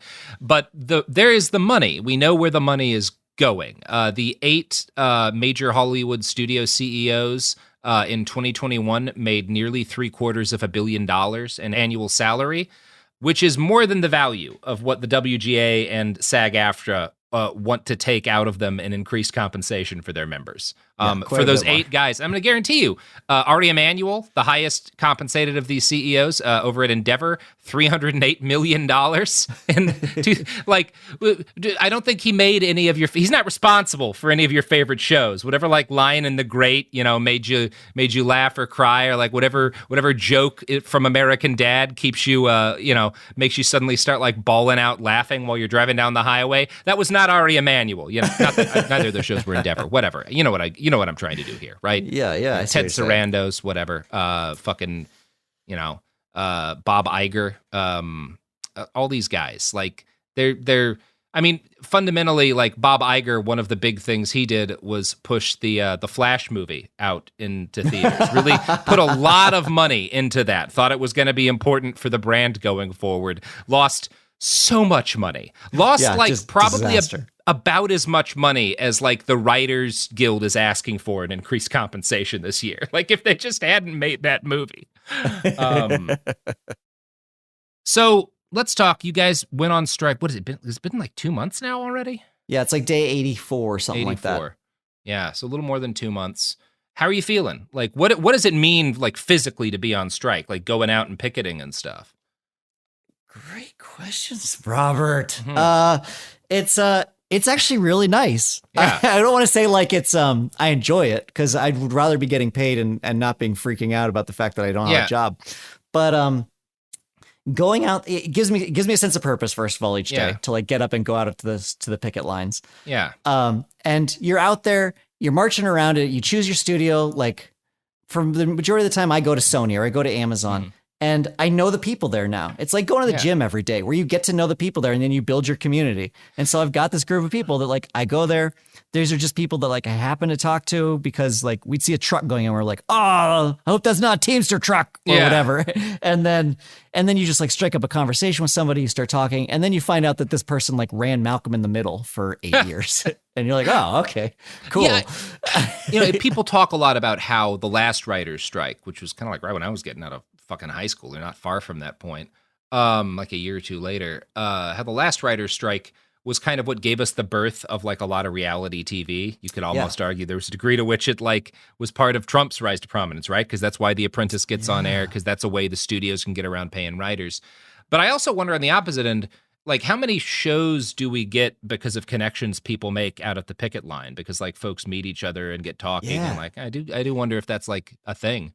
Yeah, I guarantee it is. I mean, it is shocking how quickly you just chum up with people, and like the contact. I shouldn't call it. It's not supposed to be a networking experience, but it just ends up being that. Like you can't help it. Like you're just talking to people, and then all of a sudden your jobs come up, and you start talking about your work, and then people are like, after a little while, like, well, like send me something, like send me some of your writing, and then you just become buddies, and like you start working on stuff accidentally together. And I guarantee that like by the end of this, there'll be writing teams that didn't exist before, and there'll be people who want to make stuff together. Plus, the studio pipeline will be empty, so like they're gonna want to like fill it with. They're gonna want to fill it. When the strike ends, and guaranteed there's gonna be people from the lines who came up with stuff on the lines who are gonna be like, we've got lots. Like there's, what about this? And people are like, yes, that, buy it. We'll take that. And I like just kind of in general, the fact that like, that's sort of the hope, right? Like that's actually the thing that can defeat these giant industry colossuses, not just like writing TV shows with other people, but like the solidarity, like the fact that you're building connections with people, the fact that there's an understanding of shared interest. You're seeing this, especially like now that like SAG-AFTRA has joined the strike. There's a lot of people who are very famous and prominent talking about issues that go well beyond Hollywood, right? The incredible amount that executive pay and compensation has increased over the years. The fact that a lot of companies that used to do things of value and employ people in good jobs have been hollowed out for the short-term profits of, vulture capitalists whose job is to, fucking suck money out and hand it to shareholders and shit. Like this is not just a lot of this started in the fucking 90s. We've talked about like Jack Welch and GE and kind of like how that company was turned from something that made stuff to something that produced stock value and fired people. And you're getting that all across entertainment right now. And I think this is something I think kind of everyone knows on some level. This is an inflection point, right? AI is a part of it. The fact that we're about to see them try to use this technology to cut down the number of people they have to pay even further. But it's like, this is bigger than Hollywood. Hollywood is just getting a lot of attention because actors know how to get attention. That is the job. Writers are good at building the narrative, and actors are very good at getting attention. Exactly. Yeah. It's like it's a worst case scenario, honestly, for the studios. Just because it's no coincidence that UPS is going on strike, that all these companies are going on strike right now, because the same thing's happening across the board, where it's like this consolidation of power and then consolidation of money, and then it's just like all that you are beholden to when you are at the top of these companies is the shareholders and like getting them money. And so whatever way you can do that, you do it. And a lot of times the way you do that is that you just fuck everybody at the bottom and figure out how to carve out money from them and rise it to the top. And so, yes, I think that what happened was the WGA went on strike. The WGA is a very strong, good guild, good union that like does not blink. And everyone saw that, and immediately people were on the side of the WGA in a way that I think no one anticipated. That everybody else in unions is like, no, this is wrong. Like we're dealing with the exact same stuff, and universally, everyone seems to be on the side of unions right now. Then that's like, we should use that. Like we should ride that wave a little bit. And absolutely they should, because there's so many things that are systemically broken right now. Just happens to be the entertainment industry is the only one that I have I have skin in the game on. We had this moment about a week or so ago where, a couple of weeks ago that it came out that like some anonymous studio executive told a writer at, I think it was Deadline, that their plan was to that the WGA's demands were unreasonable, and we're just going to kind of wait out until they lose their homes, right? Until they're on the street, and then then we can get them to accept it. And this was right around when SAG was deciding to strike, and Ron Perlman gets on and makes a little video where he basically says, we can burn your houses down. Like there's more than one way to lose a house. And I thought the important thing about sharing that, because one of the ways media works is that there's people, the things that people are willing to listen to and that can like affect them and change their minds is partly dependent on the situational context at the time. This is why so many of like much of the journalism I've done on the far right, like has been articles that I felt like I had to get out within an hour or two of a shooting, because people will pay attention to these things that are problems that are important. They won't if I do a deep dive on how this specific kind of radicalization works normally, but if somebody's just been shot, they'll listen, and that's like unfortunate, but that's the way people are. And there's this, I thought what I thought was important about that is that not that Ron Perlman threatened to burn down a guy's house. That's just kind of funny. But what he was doing there that's really valuable that I think more people need to think about is accepting that when you're saying something like, well, we just need to wait for writers to lose their homes, that's a violent threat. That is a threat to harm somebody for your own personal gain. And we shouldn't view that as like fundamentally morally different than saying, I want to go rob a guy with a 38, right? Like, I don't feel like there's a big moral gap between them. And you can get people to actually kind of, who maybe wouldn't think about that, to think about that this way. And I think that's an important thing to transmit in this time. Oh man, 100%. Yeah. The fact that what it gives you real context for what they're actually saying when they say we just got to wait them out till they don't have any more money, and like it really starts to hurt their health and well-being. You have somebody else being like, oh, I can hurt your health and well-being, and you're like, okay, I get how those are the same thing, but that's not what the way I was saying it was more removed, you see. And so you're absolutely right. Like having Hellboy come out and be like, there's lots of ways to lose a house. It's like, oh shit. Yeah, there's like potential right now that I'm glad to see recognized. How are you doing? Like just in general with this? Because it is, we've talked about all the good parts. There's a lot that's good. This is a stressful time. Like I'm wondering, like, Thanks, man. You wake up and like you hear. Thanks for acknowledging that. Yeah, it's like how you be. It sucks. It sucks real bad. It sucks particularly badly because I loved my job. When I talk about all these things, a lot of this wasn't happening at my job. My job was I was working for an animated show that ran 22 episodes a season. We knew when we were getting our pickups generally, and it was a system that worked, and I was really, really enjoying it and very happy at my job. I was getting paid well. Like I liked everything about it. I felt like it was financially stable and I was getting what I deserved, and I was just happy. And that's not what's happening across like 80% of other shows right now. And so like we left our show in solidarity of other writers, because at some point, I maybe won't have this job anymore and I'll have to go get another job. And also for all the people who are working those other jobs and it's really, really struggling right now to even make ends meet. We know they're working on 3 different shows a year. Like they can't even pay their rent. Like we're working on behalf of them. But more importantly, like we're striking on behalf of all of the other writers who are going to come along after this. Like the fact that the 2008 strike happened was the reason that my show is so good and has such good benefits, and like why the show is comfortable for writers, because they fucking went to work and like they got what they needed from the studios, even though it was hard and it was bitter, and a lot of them lost their jobs over it. And so now it's just like, even though it sucks and I'm not happy about it, it's our turn to do it. It's like our turn to make sure that everything works. Yeah, that's such an important detail that like a lot of the people striking, there's been this kind of like bad faith thing. I've seen some people on the left do it online where like they'll post some video of like an actor, talking about why they're doing the strike and be like, this person's net worth is this many millions of dollars. And it's like, well, they're not striking for them. Like Ron Perlman is going to be okay. Ron Perlman is not going to be forced out of his home. Like that's not why they're doing this, because that you can have a good job, but also have a sense of the bigger picture and like a greater good.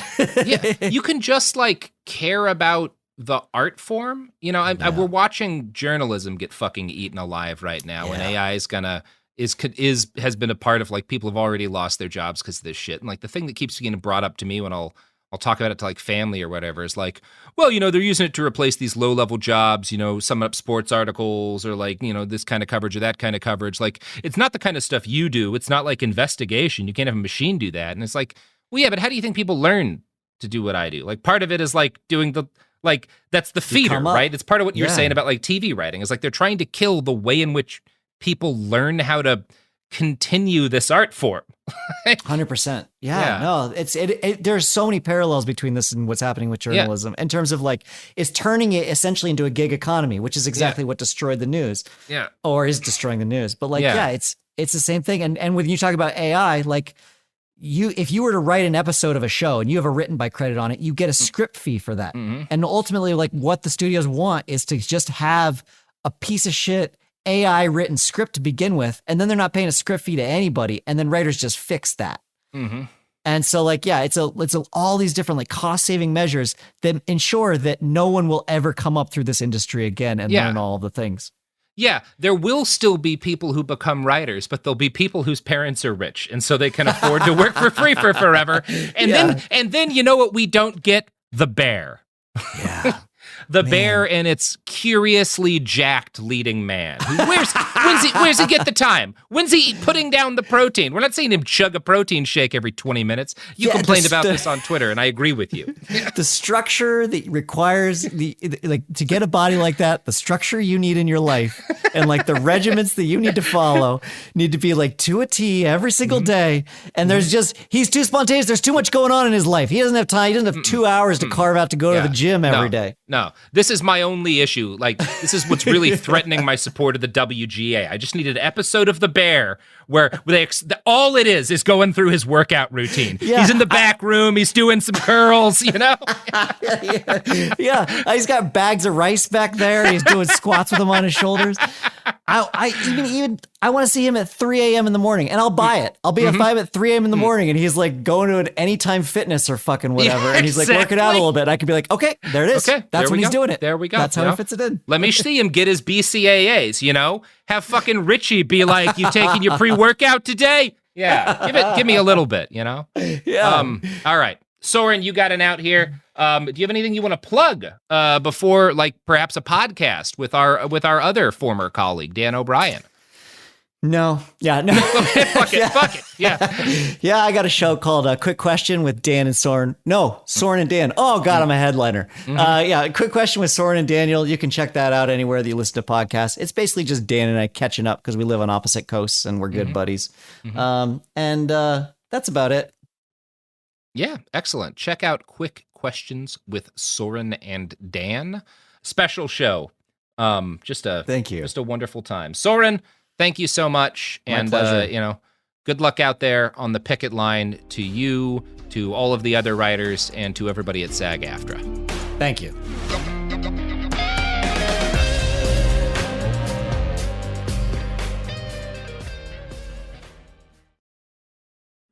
Let's talk about modern home shopping.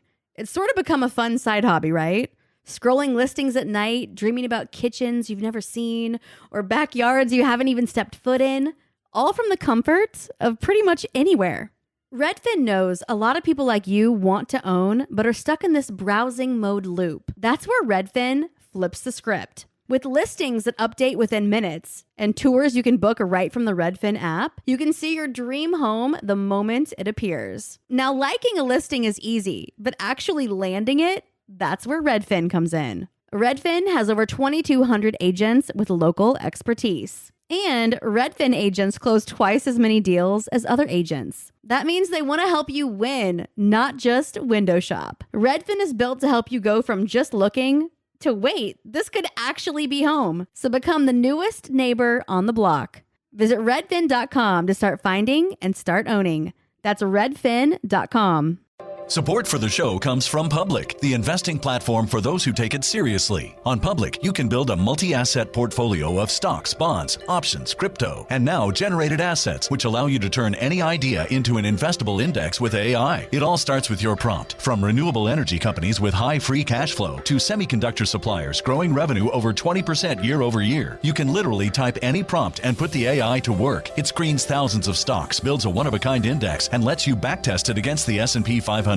Then you can invest in a few clicks. Generated assets are like ETFs with infinite possibilities, completely customizable and based on your thesis, not someone else's. Go to public.com/podcast and earn an uncapped 1% bonus when you transfer your portfolio. That's public.com/podcast. Paid for by Public Investing. Brokerage services by Open to the Public Investing Inc. Member FINRA and SIPC. Advisory services by Public Advisors LLC, SEC registered advisor. Generated assets is an interactive analysis tool. Output is for informational purposes only and is not an investment recommendation or advice. Complete disclosures available at public.com/disclosures. Sink into affordable luxury. Anabay is the only machine washable sofa inside and out. With stain-resistant slip covers and a cloud-like frame duvet, everything goes right in the wash. Plus, the modular design lets you change the look of your space anytime. Visit WashableSofas.com to upgrade your home. Shop up to 60% off site-wide, with sofas starting at just $699 and a 30-day money-back guarantee. Shop now at WashableSofas.com. Offers are subject to change, and certain restrictions may apply. This is Mia from the very, very near future. We found out as we were live recording this episode that Teamsters leadership has cut a tentative agreement with UPS to try to avert the strike. So we've decided to leave this in, and you're going to hear us find this shit out literally in the middle of an interview of what we thought was going to be a really, really, really large strike starting. So enjoy. It's strike season here at It Could Happen Here, the podcast where things fall apart and sometimes you put them back together again. And as you probably have noticed, presumably from the last interview, maybe from reading the news, maybe from like talking to people who are in unions, we are in a genuinely historic period of labor militancy in this country that is effectively, we are now entering the second phase of the hot summer of 2023. We used to have hot summers all the time. People knew what that meant, and now it just means like global warming. But long ago, in a galaxy far, far away, there were these things called hot summers when everyone would fucking go on strike, and there'd be sort of mass resistance to capital and state. And yeah, we're fucking going back there.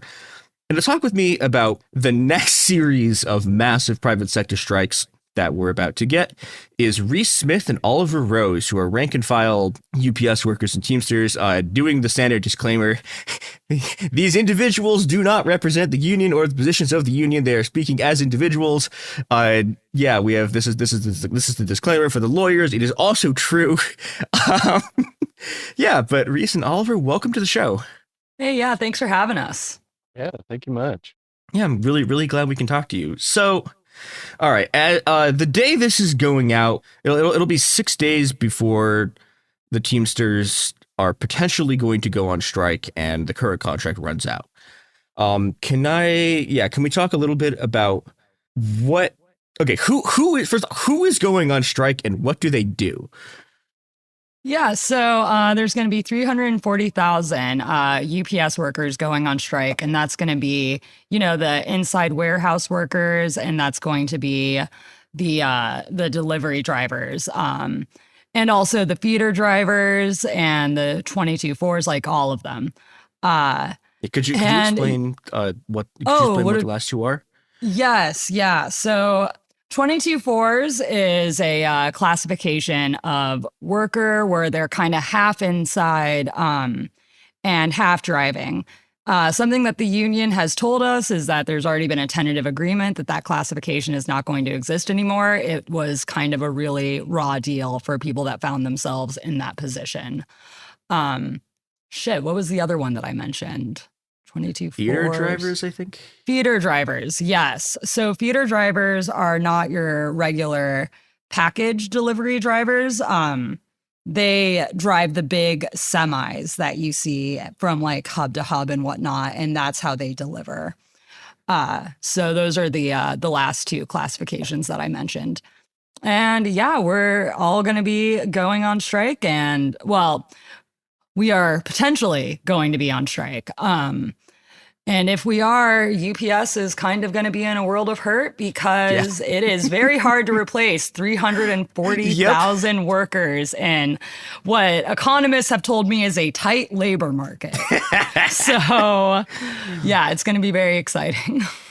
Yeah, I'm excited. Like, I don't know. It was funny. So when SAG officially walked off and joined the WGA strike, that was the largest strike since, hilariously, the Teamsters went on strike in the year I was born, in like 97. And hilariously, that is a title that if this happens, they're going to hold that title for like 1 month before this UPS strike replaces it as the largest strike in the US since the 90s. Yeah, it's going to be wild. If we go on strike while, SAG-AFTRA is on strike and while the Writers Guild are on strike, that's going to be over 500,000 workers on strike in this country at this time. And that is just going to be, it's going to be fucking historic, right? Like, yeah, and there's a chance, depending on how long these strikes drag out, that we get to like September and the big three auto the UAW goes on strike. And if that happens, that will be like the most number of people who've been on strike in this country since like the 50s, which is wild, especially, because this is supposed to be a sort of like, I don't know. I think the especially interesting thing about this, right, is that actual union density is really low and hasn't been increasing that much. On the other hand, like, everyone seems to like unions and everyone wants to go on strike. And I don't know, it's a really interesting sort of set of conditions right now. Oh yeah. I'm very heartened by the support that unions have garnered, because as you mentioned, we are at a low union density. There was like that labor decline that happened, since the fucking like 70s and 80s, right? Like the backlash to organized labor. I am very hopeful that this strike wave can kind of turn that around, right? Yeah. Something that I've been thinking about a lot is, it's like UPS is a major company in a whole logistics sector, right? Yeah. And like we can set that standard for that logistics company, or like a piece of shit company like Amazon can. So if we win and we win big, that could absolutely encourage more organizing in those other sectors, leading to an increase of union density. So hopefully that's like the way forward past all these strikes. It'd be great. It's sorely needed. Absolutely. And even beyond, the logistics industry, I think we can show that, any company or corporation that, year after year is making these record-breaking profits, while meanwhile there's poor work conditions or even unsafe work conditions, there's pay that does not, allow, us to pay rent, put food on the table, that we can just show that, okay, we're done, with giving all of the wealth that we're creating to the company, and now it's going back into our hands. Yeah, and UPS fucking created $13 billion in profits last year. Yeah, and that's up from, I was just reading an article this morning in Jacobin written by a fellow UPS Teamster, and that's up from $6.5 billion in 2019. And they're also giving... They've doubled their profit. They've over doubled their profits in like 4 years. They've doubled their profits, and they keep trying to tell the union that, oh no, I'm just a poor pauper. We don't have money for your demands. Like we're just so poor. And it's like meanwhile, they're giving their fucking like CEO and shareholders like dividends and stock buybacks and all of that, in addition to the profits that they are reaping, right? Because profits is just the cream of the crop, right? Like that's everything past business expenses, what they're paying out, like salary. So that's not even being touched. And it's time for us to say we want that. We created that. So I think that leads into sort of the next thing I wanted to ask about, which is, can you talk a little bit about what the sort of specific grievances were that kicked this off? I'm assuming there are a lot because, this thing sucks. And there is a wide range of conditions because, for a long time, the contract hasn't kept up with both like economic and non-economic side of things. and we have kind of two dynamics where there's, over a majority of like part-time workers who aren't getting enough pay or hours, to afford to live. And then we also have, the full-time workers who inside warehouse could be working, 10, 12-hour shifts. We have drivers who are doing, 12-hour shifts and, even up to like 14 hours, every day. And then also getting, contacted to come in, on their day off. I happen to do 6-day weeks. Of course, on the driver's side, we have these escalating temperatures. And meanwhile, there's, no air conditioners in the vehicles. And same, thing in the warehouse. Because personally, I work inside warehouse as a loader. So I'm spend, virtually all my shift in a trailer, just loading boxes. There's no airflow. Those things, can, be 5 to 10 degrees hotter, like at a minimum than the ambient temperature. Last summer, like on a mid-90 day, I recorded 108 degrees, inside the trailer. So, there's not necessarily any kind of protections currently for that. So, that's one big lack in the contract is having those kind of, heat protection and, preventing heat illnesses. That can just kill people. And we've talked about on the show before, people who've died like working conditions like that because, it was too hot, but their bosses were like, fuck you, we don't care. Like, keep unloading this stuff.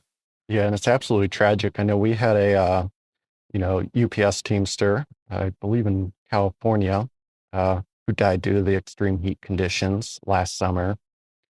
And also know, there was another case where I think a driver stopped at like a convenience store to buy a drink, and, was fired for making, an off-route stop, even though they tell us, take breaks when you need it, but they don't actually mean it.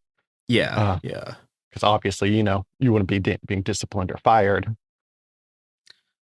One of the things that I saw was part of negotiations that UPS had offered to be like, oh, we'll put in air conditionings in all new vehicles. And I was looking at this and I was like, this is the Clean Air Act loophole. I remember this. If you only specify new vehicles, they'll just never replace the old ones. Yeah, absolutely. And with these companies, they're going to be looking for those loopholes, right? Yeah. And like, I don't know that I've seen a vehicle that looked new when I'm at my hub. I'm also inside worker. And they all look like they've been around a while. And I don't know that they've been spending the capital to get those new vehicles. So that's absolutely something that we're going to, keep their feet to the fire on, so to speak.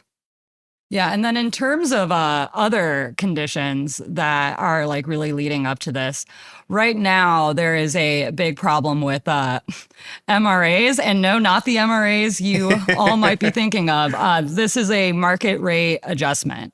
And both are bad. Both are bad. We are staunchly against both MRAs. And essentially what an MRA does is it sounds good at first. It gives the company leeway to, potentially increase our pay, right? Beyond what's just stipulated in the contract. However, when you kind of get late into the contract, like, towards the expiration date, the base pay that was agreed on for the last contract is no longer acceptable. And while it gives them the leeway to increase our wage, they can always go back down to the lower wage, should they choose to. And last year at the hub that I worked at, it was right after peak. In peak season, we were hired on at $27 an hour.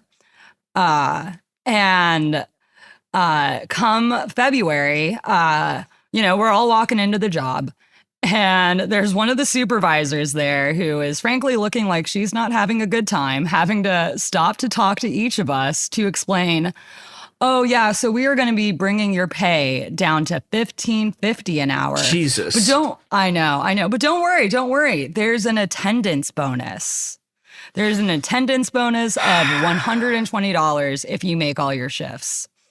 And that really fucking sucked. Like, if you get sick, like, okay, so like at this hub that I work at one of the few hubs that don't have what's called the hourly guarantee, most hubs have an hourly guarantee. If you're a part-time worker, you have an hourly guarantee of 3.5 hours a day. So if they say that there's no work to be done, you can say, I want that hourly guarantee, and they either find you more work to do or they pay that out. And then for full-time workers, that's 8 hours. I work at one of the few hubs that doesn't. It's a classification related to the type of hub that I am at. And so I'm only like, at this hub, I work maybe 12 hours a week if I'm lucky. So this is 12 hours a week at $15.50 an hour with an attendance bonus. But if I get sick one of those days, that means I have a paycheck, a weekly paycheck that is going from roughly $200 to like maybe roughly $80. And that is just, it's totally, totally unacceptable. Yeah. The way that they can kind of on. Like, yeah, with the plague going on. Yes. Being sick is highly likely right now. And yeah, no, they're just kind of able to like yo-yo us around on these wages, like whenever they want. And so a demand that is being circulated in the grassroots of the union, leadership hasn't really talked about it, to my knowledge. But there is a petition going around to have a starting wage of $25 an hour. And, right now that would only be because right now this year I'm making 24 and they didn't do that bullshit. I think kind of in anticipation of the strike coming. They didn't want to make us, more angry. And so that would only be $1 increase for me, but also it would prevent them from doing that in the future. Right. Yeah. So. Yeah, no, I like Reese, also was affected by the MRA, but luckily not as severe. My pay went from 26 down to 23 an hour. And of course, 10, 11% pay cut also same time. Inflation goes up, 10%. That was already difficult enough, let alone having, your pay getting dropped almost by 50%. And there's multiple hubs in the area. And they're all just on different pay scales, for the same kind of, same area, doing the same work. And we just have these like fluctuating pay scales. I know for us, it was, right after peak season. And they're like, oh, thanks so much for the most successful peak season ever. We made record-breaking profits. We couldn't have done this without you. By the way, we're cutting all of your pay. And now, of course, we're getting paid above 25 and hey, that helped their profits. So, it's absolutely absurd to say, oh, well, we can't afford, these higher wages when they can. Yeah, they doubled their profits in 4 years. Yeah, exactly. They doubled their fucking profits. Like, are you kidding me? Like, Jesus Christ. It's like they think we're fucking dumb. It's like, no, like our work far exceeded what you're paying us, like an unimaginable amount. Yeah. And you guys, like, it was earlier on in the well, not earlier on. I think this happened maybe late June, early July. It got leaked their economic proposals for us. And they had the part-timers starting at $17 an hour. 17. And like, I don't think that's affordable anywhere. That's the thing I'm going to mention that I think is really important, but isn't particularly well understood. So, if you go back to like the original 515 campaign, right, $15 minimum wage, like that wage, which was already like kind of nonsense in like 2012, like with inflation, that's like 1930 now. Yeah. So this is, this is how much like inflation has sort of deteriorated wages, and that's just sort of like, in the economic terms, like inflation is like the bundle of goods, right? And that's not accounting for the fact that, for example, the increase in housing prices has been way higher than the sort of like average rate of inflation, right? Healthcare costs are increasing higher than the sort of quote unquote average rate of inflation. And so like, yeah, it's like, yeah, this sounds like a lot of money. It's fucking not. Like, it's like simply is not. Like, yeah, I heard at a rally not too long ago from one of the speakers for, it was a Teamster rally that, we're getting our members hyped and all of that. And one of the speakers mentioned that for our city, a minimum wage that could be livable would be $26 an hour. And I'm just like, yeah, that seems about right. And that's like the bare minimum. That's like, okay, I can eat enough, I can pay my rent, and I probably don't have a whole lot left over. So, Yeah, especially when we have, like average rent, for one bedroom, what around like $1,500, these days. And Christ. so many landlords want want 3 times, that rent and income. So, I was actually just kind of, writing, or, doing the math last night. I was just like, oh, okay. So on my hours, I would actually need $43 an hour, just to, be making 3 times the average monthly rent. Yep. So that's definitely why, $25, an hour is the minimum, that, I think we can settle for. I would love to see it higher, but also recognize, maybe 25 still not quite cutting it, in a more urban area, but, there's going to be a lot of people where that's, significant gains that are going to help so much, to meet their material needs. Definitely have to, consider this as, big picture. This is a national agreement. And, we got to get that really solid foundation, and then we can expand from there. Yeah. Whoa, what the sorry. As you were talking, I got a thing saying that the Teamsters have settled. what? All right. I think tentative agreement. Oh Hold my on. gosh, what the Well, fuck? I knew they were back at the table. Back at the early this negotiation morning. table. Jesus Well, Christ, shit. they've only been at the negotiation table for like 4 hours. Yeah. Okay. What is Okay, in well, I this gotta check some contract? signal shots here. Yeah. Jesus Christ. Well, all right. I don't know if we're gonna leave this in, but yeah, we've discovered live on air that. Yeah, Teamsters win historic UPS contract. Oh boy. We'll see. Yeah, I'm also looking at this and see one of the. Yeah, I'm at the second bullet. teamster.org website where they have an update on it. Yeah, and at least, speaking of wages, at least one of the first things I'm seeing is existing part-timers will be raised up to no less than $21 per hour immediately. And part-time seniority workers earning more under a market rate adjustment would still receive all new general wage increases. Yeah, this is I'm not stoked on those wages. Yeah. Yeah, no, I'm definitely I am 25 or bust on this. Yeah. All right, so that does that will change things. That definitely changes the timeline. Because this still has to be sent out to be voted on and approved by membership. Yeah. And what we learned at the there was a call not too long ago where they kind of explained the process of it. So in the event that they would reach a tentative agreement, that gets sent out to us, we vote from home, and it takes about 3 weeks for it to ratify. There is still a possibility that membership could vote to reject it, in which case they would be going back to the bargaining table. Mm-hmm. And we could potentially be going on strike then. But this does set it back by now 3 weeks. Yeah. It'll be interesting to see what the TDU, which is the Teamsters for a Democratic Union, which is a reform caucus inside our union. It'll be interesting to see what their line is on this. So, oh my gosh. What a bomb drop to get in the middle of a podcast about this. Yeah, Okay, like unfortunately can't even speak to it since skimmed a little bit of it. And Yeah. Do they actually have the full agreement out, or do they just have like this stuff? They will not have the full agreement out. Something that we've been having a little bit of frustrations within our union is that we do not have open bargaining.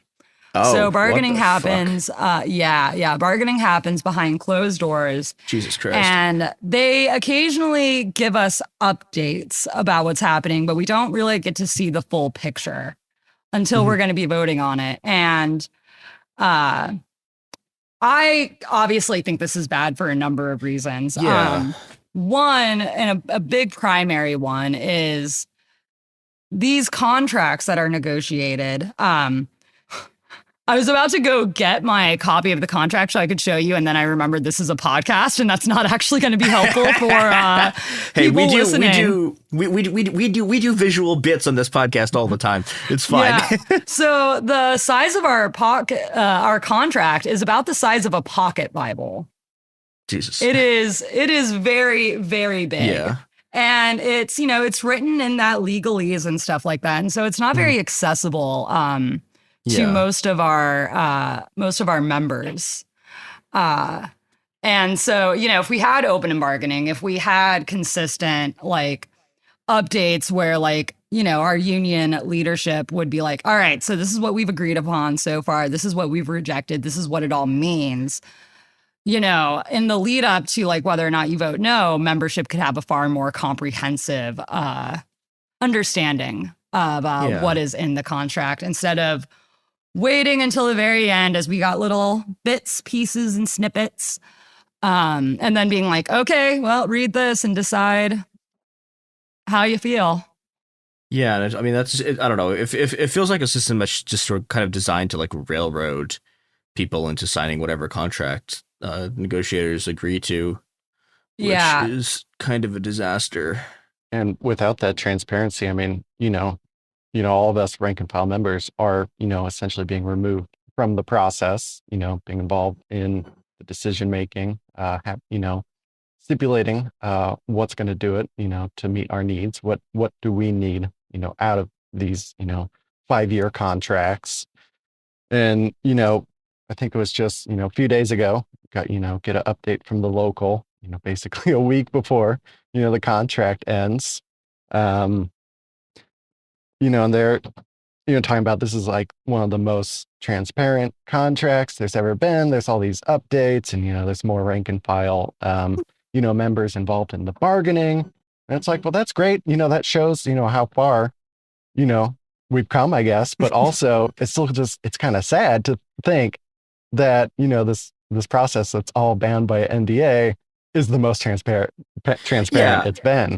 And also the fact that you're finding this out live on air from like their press release that they put out on Twitter. It's like, what? Yep. Oh my gosh. Absolutely absurd.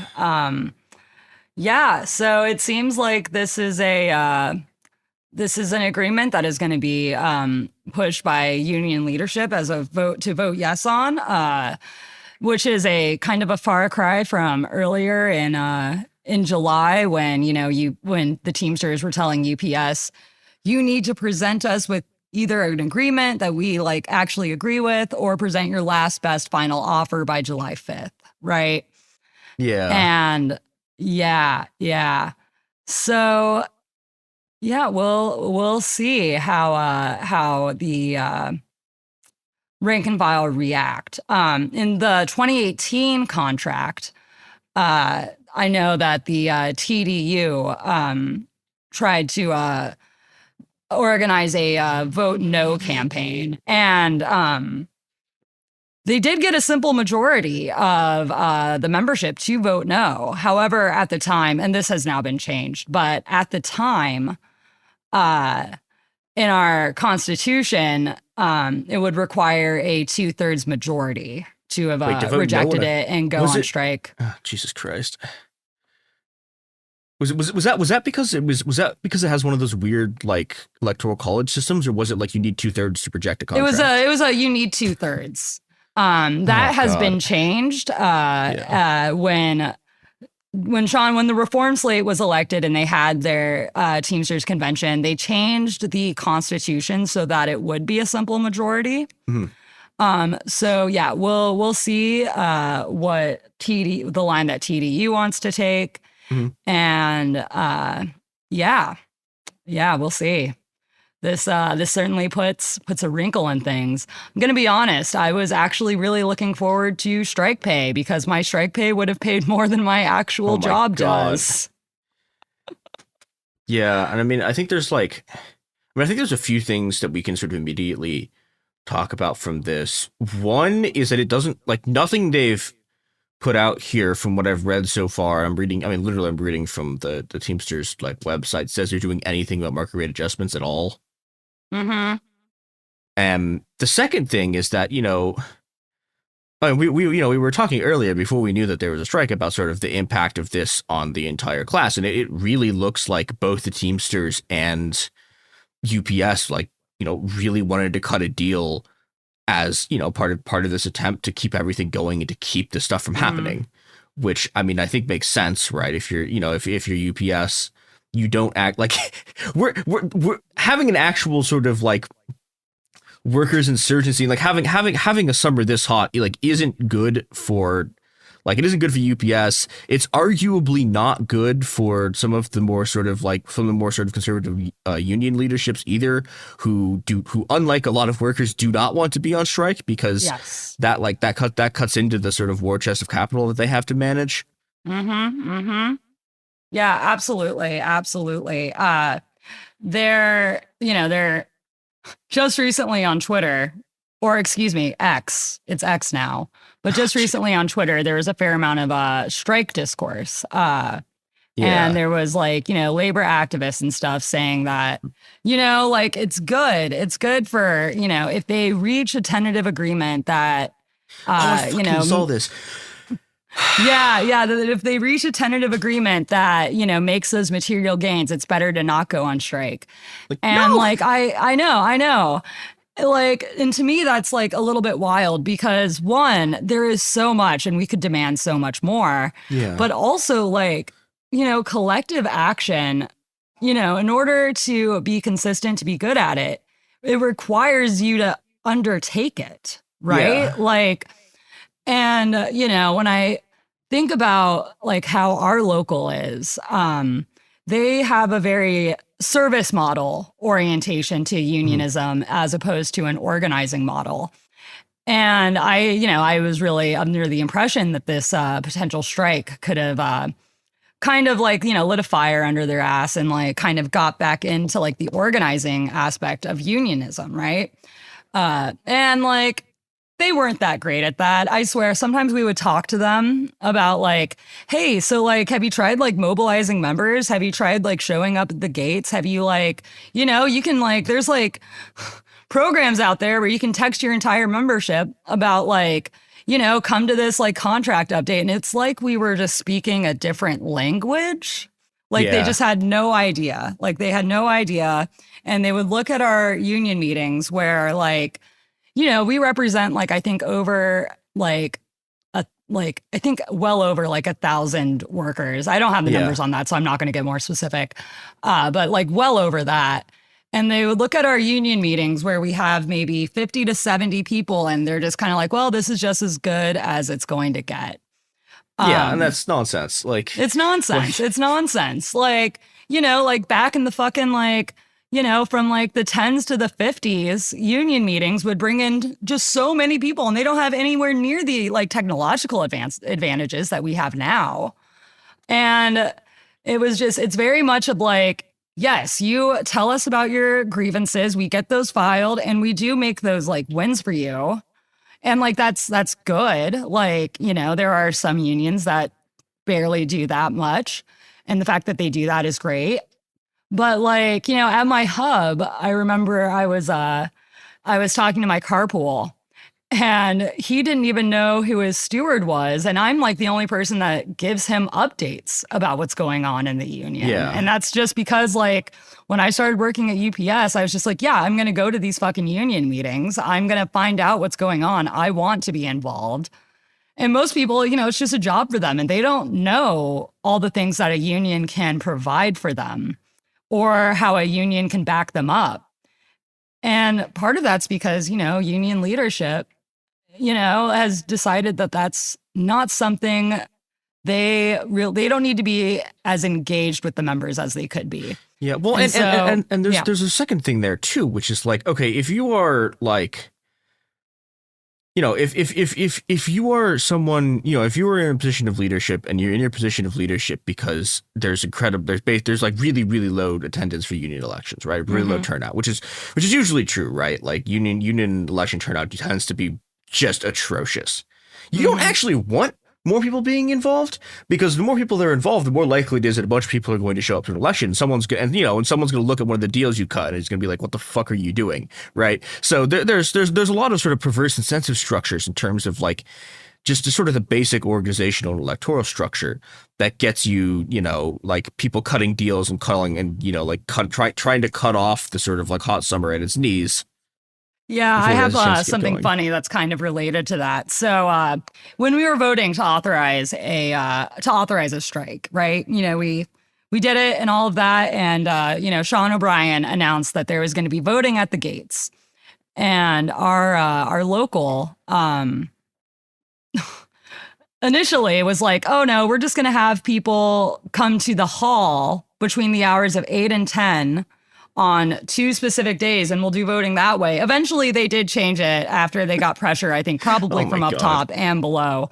But one of the members who is involved was like, oh, no. Like, it'll be better if it's just the people that are motivated enough to go, because they're the ones that are going to, like, vote the thing on through. And that was wild to me, seeing that sort of perspective, because if if the union is there, if our union reps, our business agents, if they're there, if they're constantly engaging membership, then we will all be on the same page. Like, they're the ones that have all of the technical information. They're the ones that can really talk to people about, this is how much UPS is making in profits. This is like what they're paying our CEO. This is all of this. You deserve more and we're going to fight for it. And if they had those constant interactions, we would all be on the same page and we wouldn't have to worry about, well, if there's increased voter turnout, it might make the vote kind of iffy. Yeah, there's definitely, that's been one of my biggest gripes is around, communications, particularly, from the local, which is kind of practically non-existent. And, there's so many, even like between new hires and, even people who have been there a few years as part-timers, like don't know their rights under our contract. Yeah. And, it's only because of organizing and, talking with people that I know those rights and can, then share that, knowledge with other, Teamsters. But it's kind of like, well, why are we having to do this? And I mean, of course, internal or organizing, knowledge is super important, but it'd be nice, why isn't there a, like a welcome packet? Why are there, not more, maybe not like full meetings, but at least something where, our union officials can meet with rank and file members. And I think I'm partly, speaking to that because, the shift I work is during union meetings. So, attending those is not quite feasible, for me or other people on my shift. And I know that's also kind of seems like it's led to this, like some contempt for part-timers, like, oh, we're not involved, we don't care, but it's like, we don't necessarily know, about the meetings or that, there's the scheduling conflict or, again, talking about like, we don't even know what our, basic rights are, under our contract. No, it's like you can't not explain to people. You can't not onboard people and then complain that they're not onboarded. Like, come on, this is absurd. Like self-fulfilling prophecy there. You're creating the outcome that you think already exists because you're not engaging members. So there was another thing that I wanted to talk about, which is that there's been a lot of like, I don't know. I've been seeing this in sort of various places in the discourse talking about the strike, which is that there's a lot of people who basically are holding on to the notion that A, people don't want to strike, and B, that like striking is bad and that you should want to do it as little as possible. Mm-hmm. And this pisses me off for like a lot of reasons. One of which is that like my grandma was a Teamster and she was a union punch card operator like back in like the 70s and 80s. And, my grandma is like not like a leftist, right? Like we have to stop her from giving money to the Falun Gong. Like she's so, this is the kind of person we're dealing with here, right? But like she loved going on strike, right? Like, and that's the thing that like my family, who's not like particularly sort of labor friendly or like, oh yeah, no, we love going on strike because that's why she has insurance. right? It's Oh, because yeah. because the Teamsters would go on, like in the 80s, Teamsters would go on strike. And I think that's another thing that's like this, this kind of, well, okay, there's two ways to look at it. One is that it's a fundamental misreading of the situation that's happening right now, which is, no, people absolutely love going on strike. People are really excited to go on strike. People whose politics are not like, people whose politics are not aligned with the left really like going on strike and are really excited about it.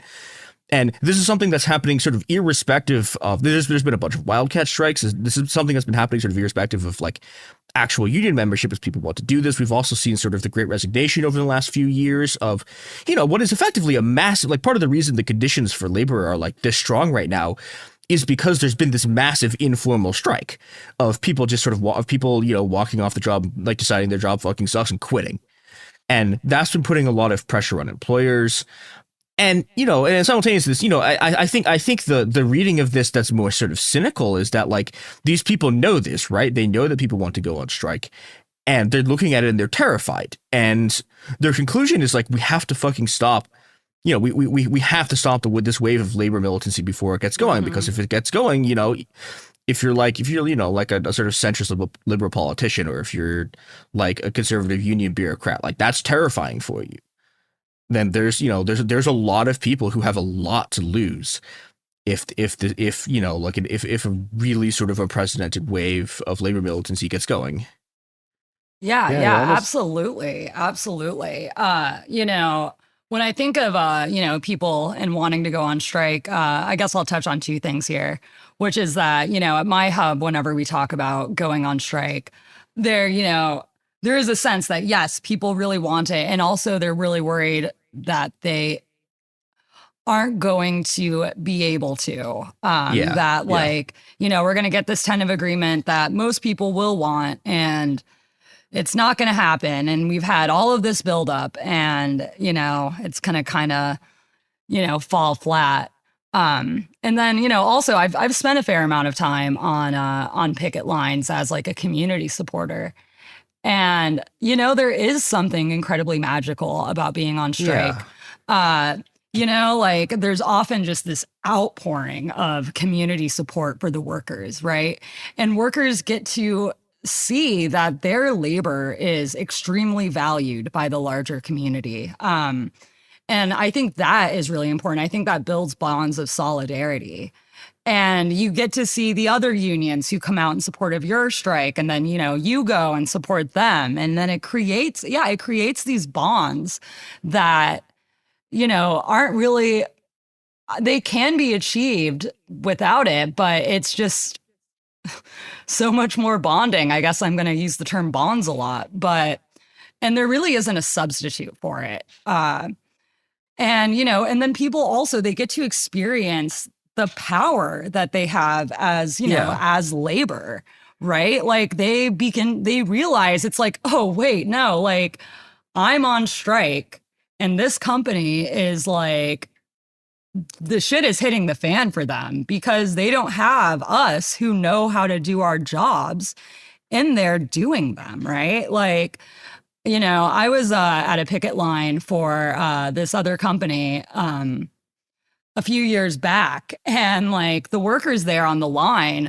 were constantly giving me updates. They'd be like, yeah, man, it's wild. I heard in there that like, the managers are trying to do our jobs and like none of what they make is edible and they're throwing it all away.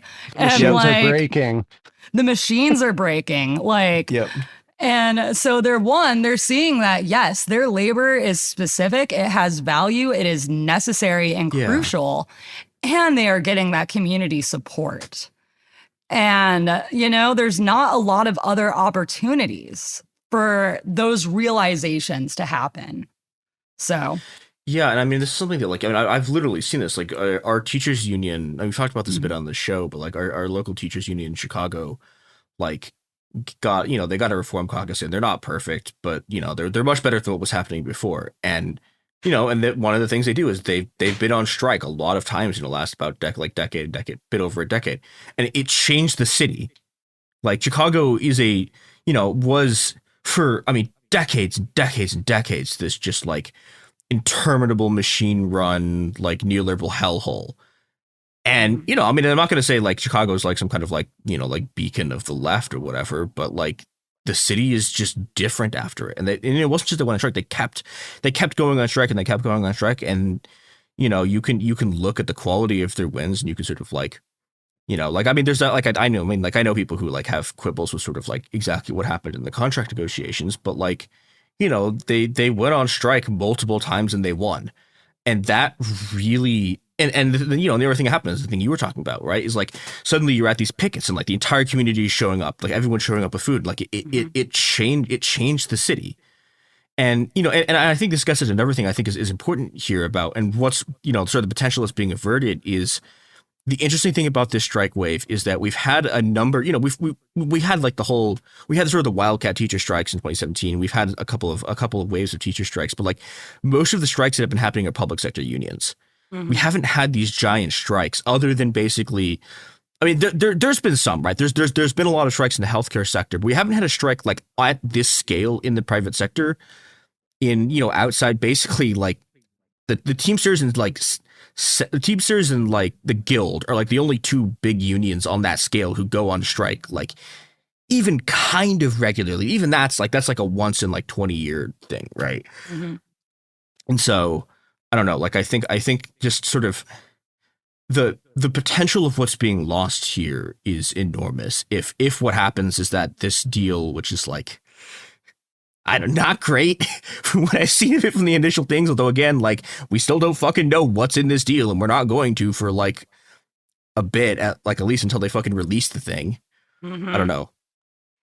Yeah, I mean, obviously, you know, we'll have to see, you know, what's in that agreement. Yeah. But, you know, at least just, you know, for, you know, my own views, you know, it's any, you know, company, you know, that's paying you poverty wages or, you know, there's unsafe work conditions. And just seems like, well, on principle, there needs to be a work stoppage. Like that's, you know, if you're going to treat people that way, that's just the result. Mm-hmm. Yeah.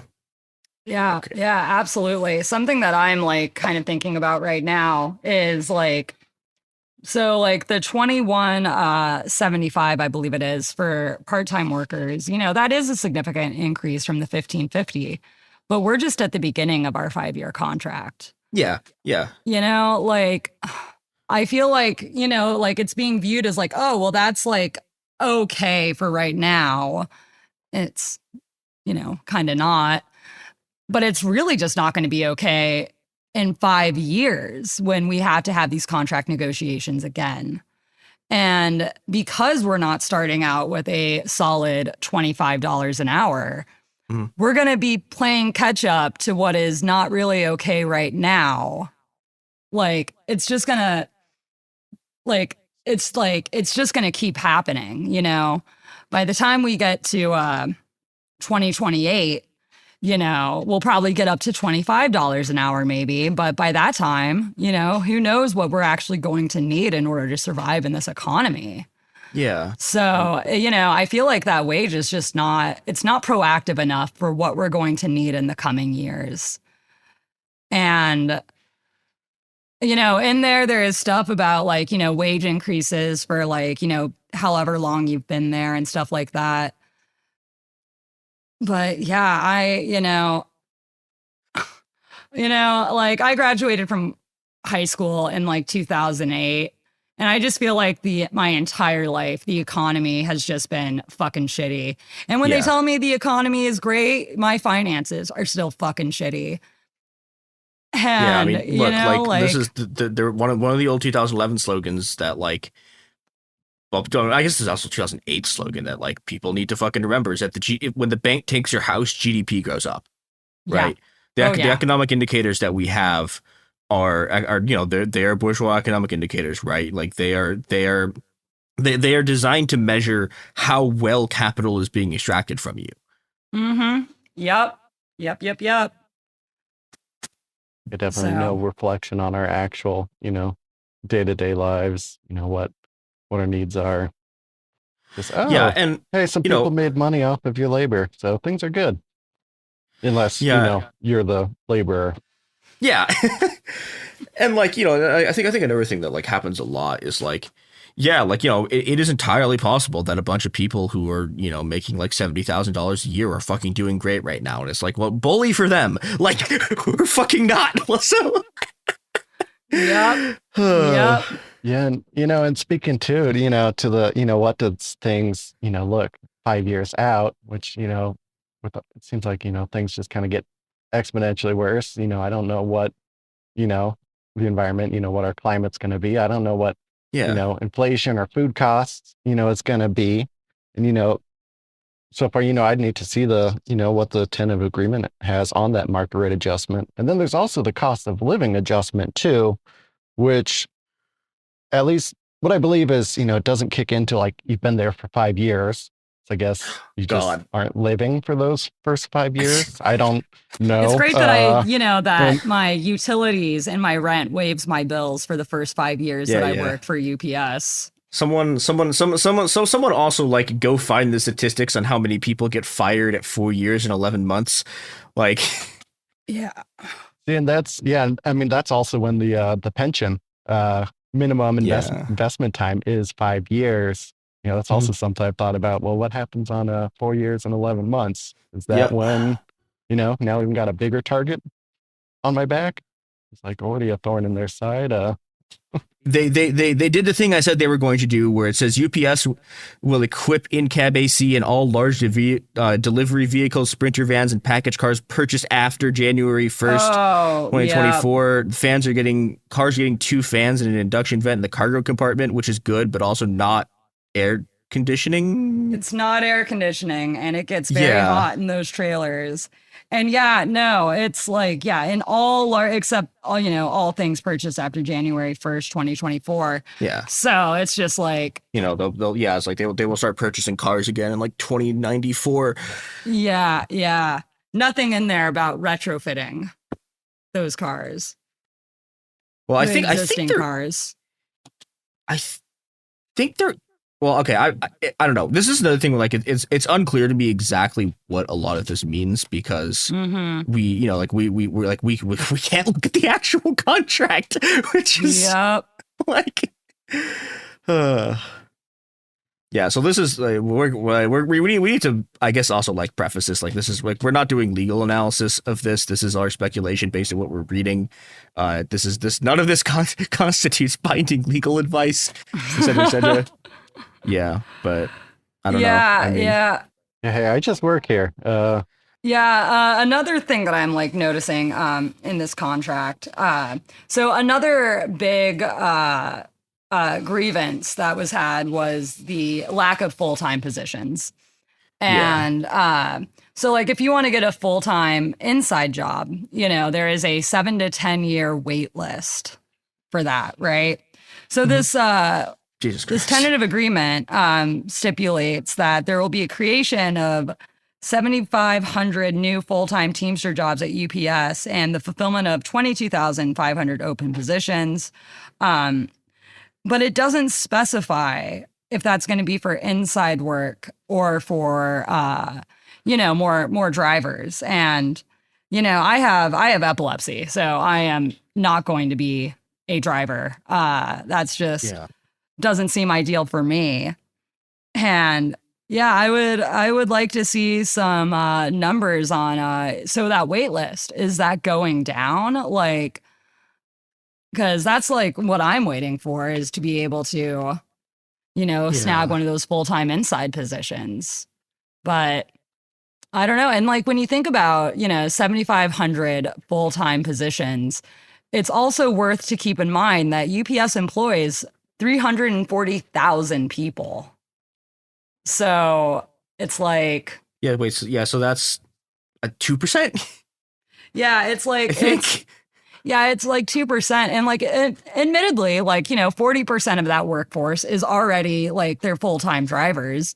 But so that's like 60% of that is part-timers. And, I'm not going to make anyone do more math, but 7,500 for 60% of 340,000 people is it's not as exciting as just seeing that number by itself, right? It's 3%, which is like a joke. Like, Like, And this goes into something, I've noticed, with, coworkers, which is always talking about, we need more hours.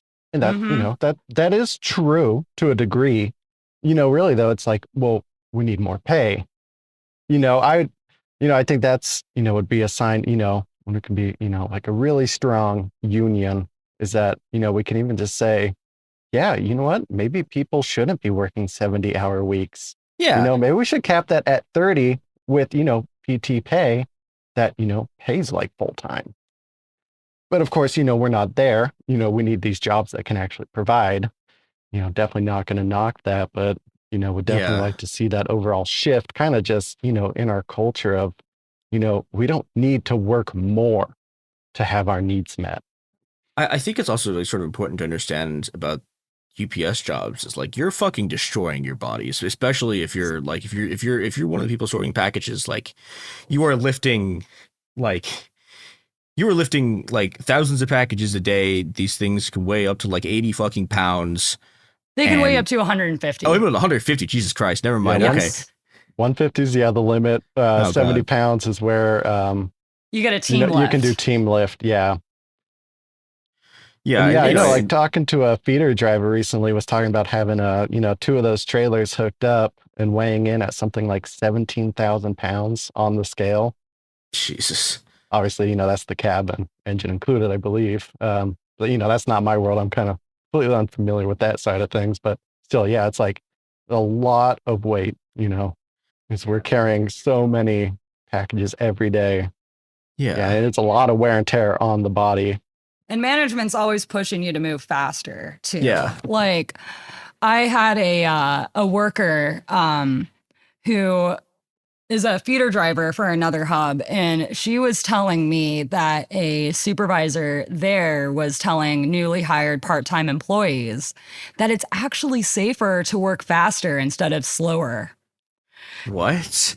Yes. Yeah, that makes no fucking sense. No fucking sense at all. And like one of the reasons they have an incentive to make us work really fast, which is that the full-time soups get a parts per hour bonus, depending on how fast we go. So, they will harass you into working faster, even though, we're moving these thousands of fucking packages. They'll harass us to move faster, so that they get a bonus off of the packages that we handled and moved. I mean, just last week in the, I think it was like mid 90s outside or something, we're not getting, oh, do you need water? Do you need to rest? It was, oh, you're not working fast enough. Like your packages per hour is, too low. It's that kind of constant, harassment or, maybe sometimes like, I know my supervisor's a little bit more subtle about it, versus, outright being like, oh, you need to work faster. Because that's the thing is in our contract, there's no kind of productivity quota. We work safe, we follow the methods. That's something I really try and, really focus on because, ideally, I want to, I would like to be here longer. Silly enough as that is for a job with terrible conditions, but, but also it's a job that has a pension. And that's the big thing. And it's like, I don't, what's a pension going to do if, I'm, have some kind of, grave injury from the job. Yeah. Mm-hmm. Or, if you're fucking no pension, but still. Yeah. You're dead with heat exhaustion. Like, well, pension doesn't pay out. Like, yeah, it's just, yeah, it's wild. It's wild. Man, I am going to be really excited to see how this vote goes. Yeah, it's going to be an interesting day at work. Later. Yep. I'm sure that I'll have those people that know that I know about the union come up and talk to me to ask me what I think about it. Because I'm the only person they know that knows anything about the union. Because as we talked about earlier, union reps just are barely ever there. Yeah. And yeah, we'll see. Man, I'm just now really thinking about that 7,500 full-time jobs. 3%, 2 or 3%, depending on the metric that you're looking at. Yeah, absolutely. I mean, not enough. No. Wild. Wild. And now, this is at best a delayed opportunity for a strike to build those, as we talked about earlier, those necessary muscles that need to be exercised. Yep. And that's at best. We might have missed it. Yeah, we'll see. We'll see. Yeah, well, that fucking sucks. Yeah. What a curveball to get for the podcast.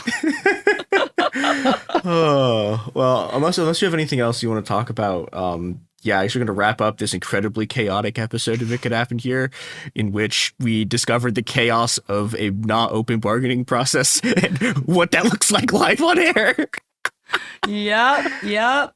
Exciting times, but yeah, I think I'm good. I feel like I hit all my notes and some that I wasn't even planning on hitting because we had this new information. So right. Oh, good Lord. And I was like, it couldn't have been like an hour earlier, so I could have at least read it first. No, it's literally in the middle of the recording. Yeah, now I'm going to go. One second, we gotta look over some information. Like, bear with us. Podcast. Oh my gosh. Well, you can join us next for the live analysis of the over 300-page contract. That we got, just the highlights of. Oh. Yeah, but thank you to you both for coming on, and yeah, we can. I guess if the strike happens, we can talk to you again, or maybe also if it doesn't, I don't know. Yeah, absolutely. Thank you for having us on. Yeah, I'd love to stay in contact to talk about if we do go on strike or, if we don't. I would absolutely be open to a follow-up on that. And yeah, okay, so where can people go if they want to support the strike or also potentially the rank and file workers who are trying to make sure it happens? Yeah, I would say that a good place to follow or a good source, I guess, to follow would be to follow the Teamsters for a Democratic Union. If there is going to be any movement that is in the union that's organized, it's going to be coming from them most likely. So they are the better version, I would say, to follow on that front. And of course, you can still follow the regular Teamsters page and stuff like that to see what's going on. But yeah, it's going to be weird. I don't know what the TDU line is going to be on this. Yeah. So we'll see, and hopefully, if we can strike, obviously, come out to support your fellow workers, and too, we'll also be able to coordinate, with the rank and file union reps, what kind of needs there might be out on the picket line. Yep. Yeah, also, and thank you, very much for having us. Yeah, thank you for coming on. This has been It Could Happen Here.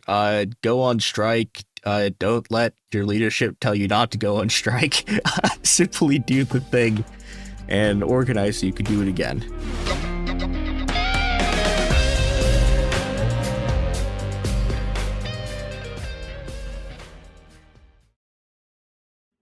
Let's talk about modern home shopping. It's sort of become a fun side hobby, right? Scrolling listings at night, dreaming about kitchens you've never seen, or backyards you haven't even stepped foot in, all from the comfort of pretty much anywhere. Redfin knows a lot of people like you want to own, but are stuck in this browsing mode loop. That's where Redfin flips the script. With listings that update within minutes and tours you can book right from the Redfin app, you can see your dream home the moment it appears. Now, liking a listing is easy, but actually landing it, that's where Redfin comes in. Redfin has over 2,200 agents with local expertise. And Redfin agents close twice as many deals as other agents. That means they want to help you win, not just window shop. Redfin is built to help you go from just looking to wait, this could actually be home. So become the newest neighbor on the block. Visit redfin.com to start finding and start owning. That's redfin.com. Support for the show comes from Public, the investing platform for those who take it seriously. On Public, you can build a multi-asset portfolio of stocks, bonds, options, crypto, and now generated assets, which allow you to turn any idea into an investable index with AI. It all starts with your prompt. From renewable energy companies with high free cash flow to semiconductor suppliers growing revenue over 20% year over year, you can literally type any prompt and put the AI to work. It screens thousands of stocks, builds a one-of-a-kind index, and lets you backtest it against the S&P 500. Then you can invest in a few clicks. Generated assets are like ETFs with infinite possibilities, completely customizable and based on your thesis, not someone else's. Go to public.com/podcast and earn an uncapped 1% bonus when you transfer your portfolio. That's public.com/podcast. Paid for by Public Investing. Brokerage services by Open to the Public Investing Inc. Member FINRA and SIPC. Advisory services by Public Advisors LLC, SEC registered advisor. Generated assets is an interactive analysis tool. Output is for informational purposes only and is not an investment recommendation or advice. Complete disclosures available at public.com/disclosures. Time for a sofa upgrade? Introducing Anabay Sofas, where designer style meets budget-friendly prices. Anabay brings you the ultimate in furniture innovation with a modular design that allows you to rearrange your space effortlessly. Perfect for both small and large spaces, Anabay is the only machine-washable sofa inside and out. Say goodbye to stains and messes with liquid and stain-resistant fabrics that make cleaning easy. Liquids simply slide right off. Designed for custom comfort, our high-resilience foam lets you choose between a sink-in feel or a supportive memory foam blend. Plus, our pet-friendly, stain-resistant fabrics ensure your sofa stays beautiful for years. Don't compromise quality for price. Visit WashableSofas.com to upgrade your living space today. Sofas start at just $699 with no risk returns and a 30-day money-back guarantee. Get up to 60% off plus free shipping and free returns. Shop now at WashableSofas.com. Offers are subject to change and certain restrictions may apply.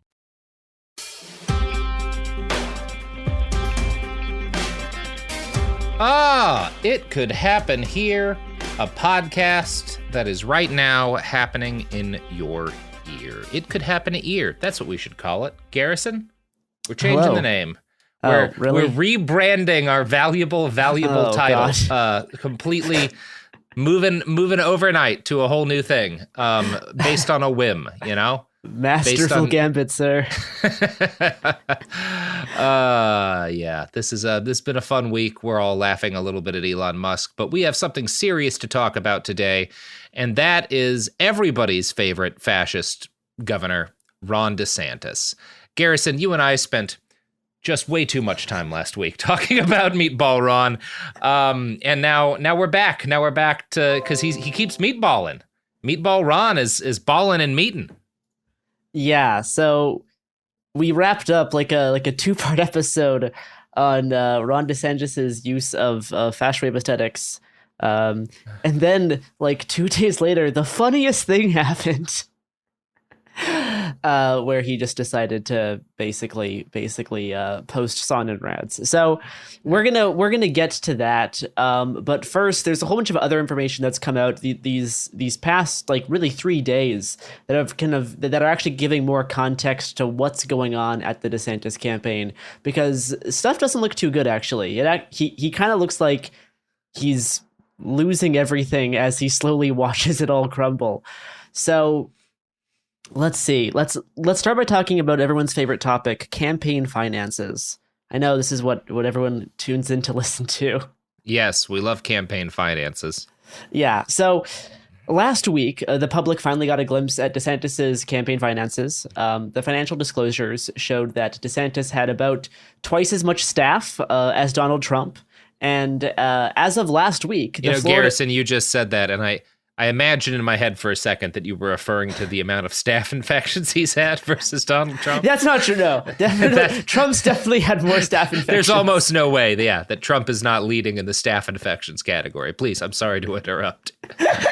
But as of last week, the Florida governor had already spent about 40% of the $20 million fundraised from April to June of 2023. So the campaign's spending rate was averaging more than $212,000 per day, which is an astronomical cost for a campaign for someone like running for president, basically for the first time. Yeah, this far out too from the season proper hitting. Yeah, it's absolutely absurd.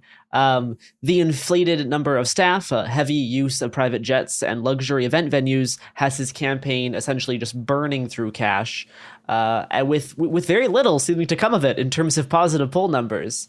So another thing that they've gained maybe a point or so on Trump over the last year. Yeah. After spending $200,000 per day for the past 4 months.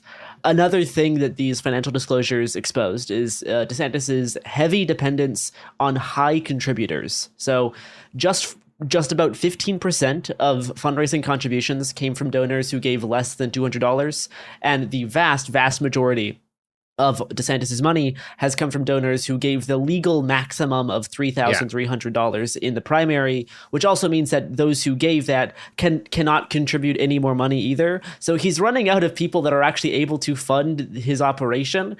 Yeah, and it's worth noting he does have a super PAC. You are not limited in how much you can donate to a super PAC, but super PACs cannot spend money on the same things as general campaign funds, right? There are limitations in what you can use that on. So this is actually a logistical problem for him that he has maxed out his donor base. Yeah, and the New York Times has reported that future large prospective donors have been spooked by DeSantis's sliding poll numbers, and they may be less willing to invest in what's looking like a losing battle. So, to combat these swelling campaign expenses, including $279,000 at the Four Seasons in Miami, DeSantis's Tallahassee-based campaign has began undergoing massive cuts to campaign staff this past week. Previously, DeSantis had upwards of 90 people on payroll, but just this month, they've eliminated 38 jobs in a variety of departments, cutting more than 1/3 of his payroll. DeSantis's cutbacks are nearly equal to the size of Trump's entire 2024 campaign staff. DeSantis's campaign manager, Granera Peck, said in a statement, I believe late last week, quote, "Following a top-to-bottom review of our organization, we have taken additional aggressive steps to streamline operations and put Ron DeSantis in the strongest position to win this primary and defeat Joe Biden." So that was their little statement accompanying the news of firing almost 40 people from their campaign. According to the New York Times, advertisers are, quote, "promising to reorient the DeSantis candidacy as a quote-unquote insurgent run and remake it into a quote-unquote leaner, meaner operation." So this is the new strategy that they're trying to do, is instead of having 90 people on staff in a largely ineffectual strategy, have a more insurgent run with a smaller number of people. But in addition to the dozens of staff members who've been let go this July, 2 senior advisors have also departed this month to work for an outside pro-DeSantis nonprofit. One of these senior advisors, who was supposed to oversee the campaign's television messaging, voluntarily left, quote, "as the reality of a disappearing advertising budget set in." So these two more kind of seasoned Republican advisors saw what was happening in the campaign, and they're still pro DeSantis, but they believe they can be more effective by working from outside of the actual campaign. That's so funny. Which is not a great sign for DeSantis's internal team here. If you have people who still like you, but they just can't work for you because you're doing such a bad job. So DeSantis' team is now telegraphing a plan to engage with mainstream media that in a way that they have not previously done, because he's so far kind of scornfully avoided it, as we've talked about previously. And they're calling this new strategy the DeSantis is everywhere approach, which is a Jesus Christ. Bad name for a strategy. Part of the problem, Garrison, I don't know how to I can't prove this the way that we prove, when we're tracing back the ideological roots of a lot of our modern fascists. But what I believe in my heart is that so many of the very young people on the extreme right who are driving this campaign, just want to be villains from a bad late 90s, early 2000s movie. Sure. They want to be the bad guy in like a fucking hero movie, right? Like that's you don't say that about a guy who's good. Like you would like the Biden campaign. If they came to Joe and were like, "We want to do a Biden is everywhere thing," he'd be like, "No, that sounds kind of creepy, guys. Like I already got a little bit of a problem with that. What with the hair sniffing? I don't really want to jump on that train." Yeah, no, like it definitely has the vibes of like Zoomers who grew up watching like late 90s animated superhero cartoons who are trying to like we're trying to like emulate that for some reason. There is one really funny quote from the Times that I will read because it quotes like internal sources that I don't have access to. But anyway, quote, "One person close to Mr. DeSantis who requested anonymity to speak candidly about a candidate whom the person still supports said the governor had experienced, quote unquote, a challenging learning curve that has left him, quote unquote, a little bit jarred." So you make him sound like a 6-year-old who's like not quite progressing fast enough in the reading, where they're like, maybe we need to try teaching him another way. Like we'll get out the different colored books. Like, yeah. So he seems to have a rough adjustment period to campaigning in just more than one state, and having an actual like opponent to go up against, and also like an opponent who's like actually who's like good at being like a politician. Yeah. So yeah, a challenging learning curve indeed. I might specify. I think actually DeSantis is a lot better at being a politician than Donald Trump. But that's not what the competition is. Yeah, DeSantis is better at being like an effective like governor. He's better at the machinery of politics. Yes. Whereas Trump is better at holding power within the GOP. Yeah, and being like a showman. Yeah. So we will talk more about some actually relatively breaking news regarding the DeSantis campaign shortly. I'm excited for this. I just saw this before we got on. Shortly after this ad break. Okay, we are back. So a lot has happened the past 2 days. A lot has happened the past 2 hours, actually. But we're gonna have to work our way there. The first bit of news that was kind of both it was both confirming my suspicions and a very interesting piece of news in the first place is that that Fast Wave inspired kind of homophobic Pride Month video that we talked about in our last DeSantis Fast Wave episode, it turns out to be slightly more self-inflicted than what at least I said in the episode, because I didn't want to make claims that I couldn't back up. Because we have some new information regarding this video. I'm gonna quote from this article in the Times. Quote: "A DeSantis campaign aide had originally produced the video internally, passing it off to an outside supporter to post it first and making it appear as if it was generated independently, according to a person with knowledge of the incident." Unquote. So this video turned out to be made in-house. This actually was made by someone who was working for Ron DeSantis, as we speculated initially, but we couldn't really like say for sure because it was posted first on a third party account. Specifically, the guy who was the one who shared it is the dude who made it. No, that is for this next video we're going to talk about. Yeah. The homophobic one was shared by this pro DeSantis account called Proud Elephant, who had a corresponding Telegram channel. This was the guy who posted the first homophobic meme one.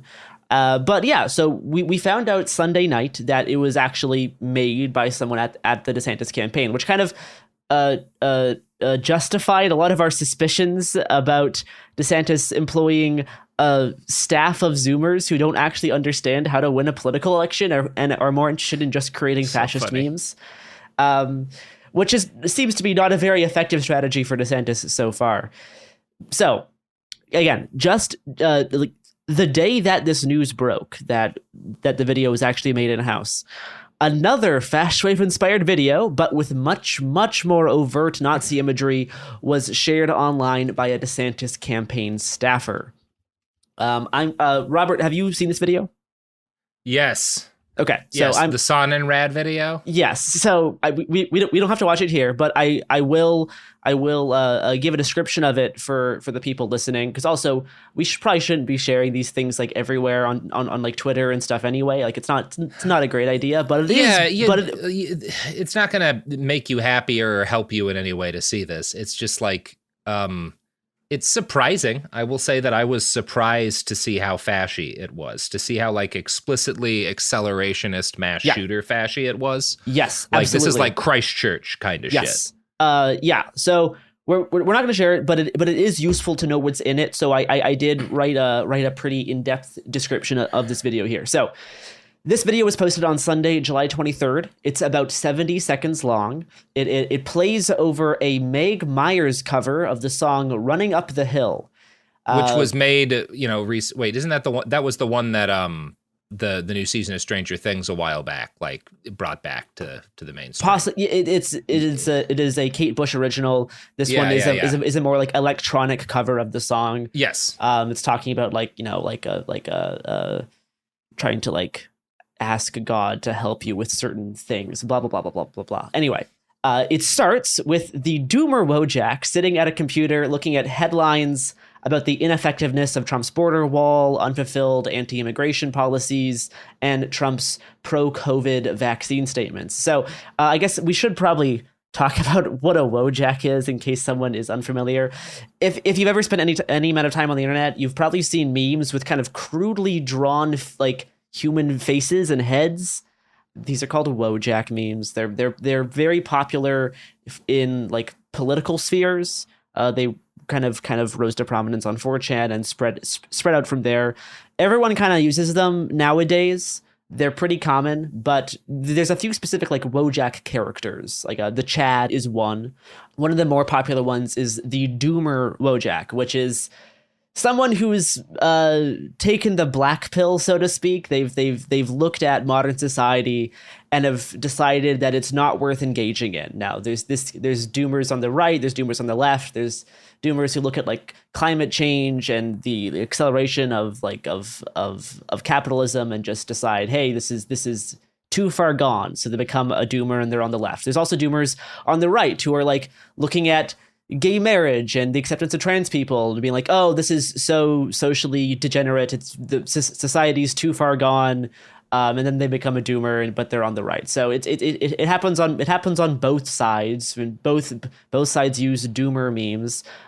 This one is because we're talking about it in this context of Fashion Wave. This was obviously a fascist doomer meme. But that's kind of what I mean when I say there's a doomer Wojak sitting at a computer. It's like a guy with a beanie, like a scruffy beard. He looks like very depressed and tired, that sort of thing. So. As these kind of headlines about Trump's not conservative enoughness are flashing on this computer, the doomer Wojak is looking increasingly disillusioned and apathetic. Then there's the clip of Trump holding up a pride flag that plays right before we see Trump signing the First Step Act, the 2018 Criminal Justice Reform Bill. Then headlines flash about violent criminals being released into the streets, that sort of thing. So the doomer Wojak is looking at all these things about Trump, looking more and more depressed, when suddenly a doorway appears with an almost angelic light pouring in from behind. And as the door opens, we see a silhouette of Ron DeSantis. More short clips of Ron play, and now the Wojak is looking happy, almost like exuberant. Seemingly kind of random images of outer space, volcanoes, rocket launches, surfing, and the beach flash quickly on screen with like glitchy silhouettes of Ron DeSantis looming above coastal oceanside cities that are lit up by a sunset. A Don't Tread on Florida alligator flag spins onto screen like it's a fucking like MS Paint like edit. And then the video flashes more clips of DeSantis wearing sunglasses, standing in front of American flags, as the sunset happy Wojak fades in. So this is another Wojak meme of somebody almost like teary-eyed with like contentment, staring into the horizon as like a sunset is behind their head. It kind of reminds me of like the that guy who stole that plane in Seattle and crashed it. Yeah, very sad story. If you're not aware of it, a man hijacked, I believe it was an Alaska Air's flight a couple of years back. It was empty. Like he worked at the airport. He just took the plane and he got up into the sky, and then like he was just kind of a dude who was sort of suicidal. There's very sad audio of him talking to, because he gets on with air traffic control and he makes sure that he's not going to hurt anyone else. And like then the plane goes down, you know, he goes down in it, and it's very bleak. He was not a man who wanted to hurt anybody. It's just this kind of like I've found it set to a lot of vaporwave tracks, actually, the audio, the conversation between them. Yes. Because he's kind of, I think a lot of people identify with his sense of like, I don't really know why I was ever here. I don't really know. Yeah. I'm doing, it's someone who's dealing with yeah. postmodern absurdity, but in a way that like he doesn't want to like hurt anybody about it, but he just doesn't know what to do with existence. Yeah, he had he had like the 10% of what a mass shooter has, which is I want to go out and I want to do something. But thankfully he was also a good person and didn't want to like murder strangers. So this became very popular on the internet, including on Reddit and 4chan. He was dubbed Sky King. And there's footage of him basically crashing this plane as the sun is setting, and there's footage of like him flying around in sunset, often played with vaporwave with his conversation with air traffic control. Now this is very popular. The sunset Happy Wojak is very similar. I've seen people post this image in threads about Sky King before, and I think a lot of people don't understand is like this act, that this Sky King thing, this has more in common with like accelerationist like terrorism than what most people can like really understand about, like between like shooting a random person for like violent crime and this is closer to why people do accelerationist like terroristic acts. But this guy was like not actually a monster, so he didn't do that. He like explicitly didn't want to hurt anybody. He explicitly didn't want to try to land the plane at the airport because he thought he might hurt somebody. Yeah, and presumably since he worked at an airport, he had some knowledge of how easily that could go wrong. Yeah. So these two images are kind of linked often on the internet. So anyway, we see the video getting like more hopeful with Ron DeSantis, you know, having stupid fast wave imagery as this sunset Happy Wojak fades in as the doomer now has like contentment, and then this is followed by very quick flashes of DeSantis and more beach imagery. There's a lot of beach in this video. There's like this like rotating sheet of stickers that read "Make America Florida." Then we get this shot of a small yacht zooming through the water with DeSantis campaign events played over top of the water. And during this shot, we have another Wojak holding a rifle, wearing camo military fatigues that slides onto screen. He has a patch of the flag of Florida on his plate carrier and his helmet. We get more shots of beachfront cities and rocket launches, followed by headlines about DeSantis on a variety of topics, including his anti-immigration actions, his use of Florida's National Guard in other states, DeSantis's anti-diversity initiatives, his anti-education bills, his anti-drag bills, the cancellation of pride parades in Florida, and in general, just kind of how DeSantis has been pushing Florida further right. So after this barrage of headlines, we get to the like most mask-off moment of the video. The flag of Florida fills the screen with two lines of armed troops at either side marching towards the flag. A still photo of DeSantis is center frame with his head right in the middle of the seal of Florida, which is on the center of their state flag. The head in front of the seal creates this almost like halo effect around DeSantis's head, and then the seal turns into a spinning Sonnenrad as we zoom into the symbol as troops march into center, and then the video ends. The Sonnenrad is on screen for about 10 seconds. So this was a pretty upsetting thing to see on Twitter. Yes, upsetting is one way to phrase it, yeah. And again, the Sonnenrad has a long history. It's kind of a specifically occultic version of the swastika It has been around for quite a while, but its most recent, the kind of thing that brought it into modern prominence was the Christchurch shooter chose it as the cover of his manifesto and also wore a Sonnenrad. I believe it was on the chest of his plate carrier when he carried out his massacre. He also had a couple on his gun, I think. Yeah, so it's very clearly a Nazi symbol. I know there's some people have make jokes about how this must have just been an Azov battalion reference. Deeply unserious. No, you can see some of these on Azov. I mean, again, if you want to make the case that this is a Nazi thing, they wear this too. Azov uses it. There's people trying to excuse the use of the Sonnenrad by saying, "Oh, it's just an Azov symbol. It's not a Nazi thing." No, they're bad and this is bad. Which is a deeply unserious thing to say. So, this video was shared by at least one campaign staffer. It's a very short video, but it plays into a strain of like accelerationist propaganda tropes that even the previous Fashway video didn't even really have in many of the same ways. Like all of like the Doomer Wojak slowly becoming like happy and content, then putting on military fatigues to go fight for Ron DeSantis, who's now in the center of like a haloed Sonnenrad. Like it is emulating a type of meme that both gained popular in order to specifically like inspire mass shootings to happen, and also to get young depressed males to channel their depression into like fascism.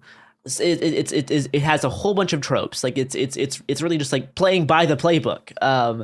So the video was first posted on the Twitter account Ron DeSantis Fan Cams, which is a horrible sentence. Yeah.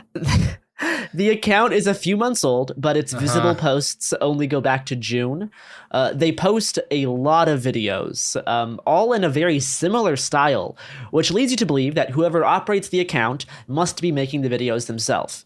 One video from the account plays clips of people describing DeSantis as fascist, edited together with clips of DeSantis deploying National Guard and calling for a civilian state military force under his control, all sliced together next to footage of Nazis and Mussolini played over an upbeat EDM track. So it's all like explicitly fascist stuff. Like it's people like proudly embracing the fascist label. So this style of video is almost identical to the homophobic Pride Month video that we discussed last week. And considering the recent news that the other video shared by the DeSantis War Room account was secretly made by a campaign staffer, that led myself and others to assume that this Sonnenrad video was most likely made by the same person inside DeSantis's campaign and was operating this DeSantis fan cam account as a sock puppet. But I could not prove this myself. Really, it's a hard thing to kind of backtrack. This account was pretty clean in terms of like I tried to do pretty basic OSINT on this account, but I could not find out much about it. But the campaign staff member that first shared this Sonnenrad video to his own Twitter account was former National Review writer Nate Hochman. We will talk about Nate Hochman's exploits shortly after this ad break. All right, we are back and in a much better position currently than 25-year-old Nate Hochman. Yes. So really tragically was a promising career. You know what? Let's give him another chance, Garrison. Reach out to Nate. We can bring him on the team. Have him start making some videos for us. Yeah, I'll bill an invoice to Nate Hochman's address. I'll see where he lives. So, 25-year-old Nate Hochman has been working as a speechwriter for DeSantis' campaign after rising to prominence among young conservatives for his online references and willingness to entertain ideas outside the Overton window. Hochman hosted a Twitter space late last year centered around the question of if white supremacists like Nick Fuentes should have a place in the modern conservative movement. Fuentes himself appeared in the Twitter space, and Hochman thanked him for radicalizing children by saying, quote, "You've gotten a lot of kids based, and we respect you for that." And he also said that Fuentes, quote, is probably a better influence than Ben Shapiro on young men who might otherwise be conservative, unquote. So Hochman has retweeted the DeSantis fan cam account at least 6 times before he shared the Son and Rad video this past Sunday. But he's not the only DeSantis-linked account to share these videos. The campaign's War Room Twitter account and the pro-DeSantis Never Back Down Super PAC have also shared videos from this Ron DeSantis fan cam Twitter account. By using this fan cam account to post videos, and then by retweeting on Nate's account, someone was certainly testing the waters to see how close the DeSantis campaign can get to like just doing explicit Nazi shit. And considering the New York Times, who Hochman has written for, by the way, basically confirming that the person who made the Pride Month video was secretly employed by DeSantis and posted via third party to get some distance from the official campaign, this led many to suspect that Hochman was secretly the person behind this fan cam account due to the similarities in video styles and his frequent boosting of the account. The Son and Rad video was deleted the same day it was posted, and the fan cam account has not posted since then. But then suddenly, just a few hours ago, as of time of recording, news dropped that Nick Hochman has been fired from the DeSantis campaign, and the sources at Axios confirmed that he has in fact secretly been making these Fashway videos. So it was Hochman on all along. This is what happens when you hire a 25-year-old groyper to work on your presidential bid. Your very serious presidential campaign. Yeah. So the DeSantis campaign officially has only said a few words on the subject. Quote, Nate Hochman is no longer with the campaign, and we will not be commenting on him further. Not that easy, guys. But other anonymous sources have confirmed to news outlets that it was Hochman who was making these videos. So this is weird because, like, this hasn't been a great move for DeSantis, hiring Hochman, having Hochman do all this, like, behind-the-scenes, like, Scooby-Doo shit of, like, posting fascist videos on sock puppets to then get reboosted by DeSantis' campaign. Like, it's all very, like, dark, but, like, comical. Like, it's silly. Like, similar to the DeSantis video we talked about in the last Adventures in Fashwave episode, this video, it was not meant to, like, convince older Trump supporters to vote for DeSantis, right? Like that's not the intention of posting this video. No. This new video they are first off going for the Zoomer vote. Always a mixed bag. Always anytime a bad you're going call. for the youth, anytime you're going for the youth vote, this is like famously a difficult thing. It kind of sometimes works for the Dems because the youth tend to be pretty progressive and the Republicans are terrifying. Yeah. But trying to base your campaign as a Republican presidential candidate onto youths is quite a move. Yeah, like Bold. Let's see how it pays off for him, Cotton. Yeah, because like this new video is almost more chronically online than the last one. Not even considering the Nazi imagery, its heavy use of Wojak memes is just like cartoonish to the median voter.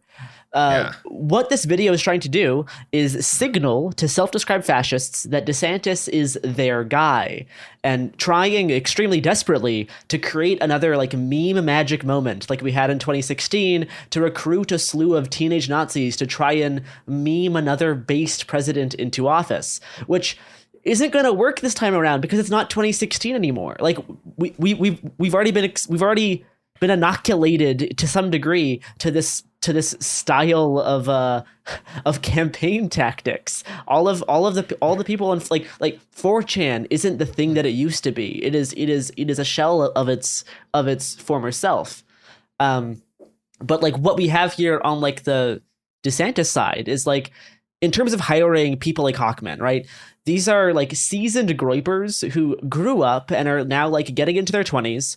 They're taking jobs at National Review and as campaign staffers, but due to their isolated niche political upbringing, they have deluded themselves into thinking that there's like a mythical far right youth voting bloc that just like quite simply doesn't exist. So you can spend all day making and retweeting these meme heavy videos with Nazi imagery that really only succeed in turning off the reliable boomer Republican voters.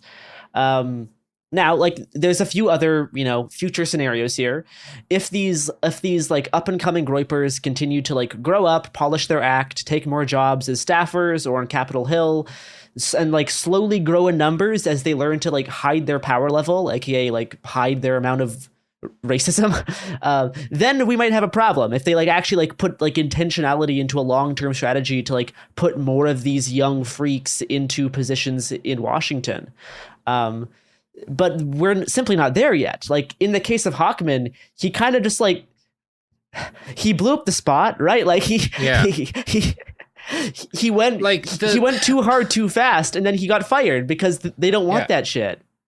Yeah, the olds are going to watch this and go like, "What the fuck is this? This does not look serious. This is not speaking to my issues. This is just like off-putting and strange." And most young people are really like, "Oh, it's some brain poisoned 4chaner. That's who this guy's running as, the 4chan candidate." Yep. All right. No, like. So the other fear is that they'll shift from like this electoral focus and try to just use this type of video propaganda to initiate another wave of like Nazi mass shootings like in 2018. The halo effect around DeSantis's head is certainly cause for concern, but there's a lot of other factors that go into that sort of thing. And that is kind of just more of like an ever-present fear that anti-fascists have.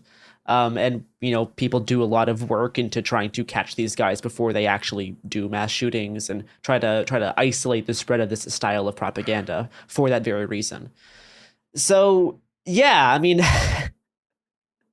it's certainly an interesting trajectory. When I started like finishing this episode earlier today, I had no idea that Hawkman was going to get fired. I had no idea that it was going to be confirmed that Hawkman was the one making these videos. So that's kind of some breaking news on our side. It's been a few days if you're listening to this at the end of the week. I'm going to read out one tweet from this guy, Double Doink, who is a stupid handle, no offense, but he made a pretty good point here. Quote, "I think DeSantis's real problem isn't just that he's racist. It's that his campaign is racist in the same way a really annoying teenager is. Your average xenophobic suburbanite dad looks at a Sonnenrad Wojak ad like his son crashed his car. A lot of people are arguing that your average 56-year-old Trump supporter isn't as racist as your average DeSantis-supporting Zoomer, but that's not the point. Putting weird blood and soil shit in your ads smells. It's deeply uncool to the exact people that you want to impress." Unquote. And I'll add, it's deeply uncool to the exact people you want to impress if you want to win at being president and like are trying to move over Trump voters. It's just not going to play.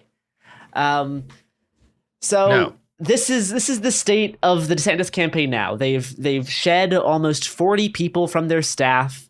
The guy that was supposed to lead their television ads has left. They seemingly just have no idea what the fuck to do. They tried to have this guy do this like backdoor Nazi video sock puppet strategy that has also resulted in not very good things for the DeSantis campaign.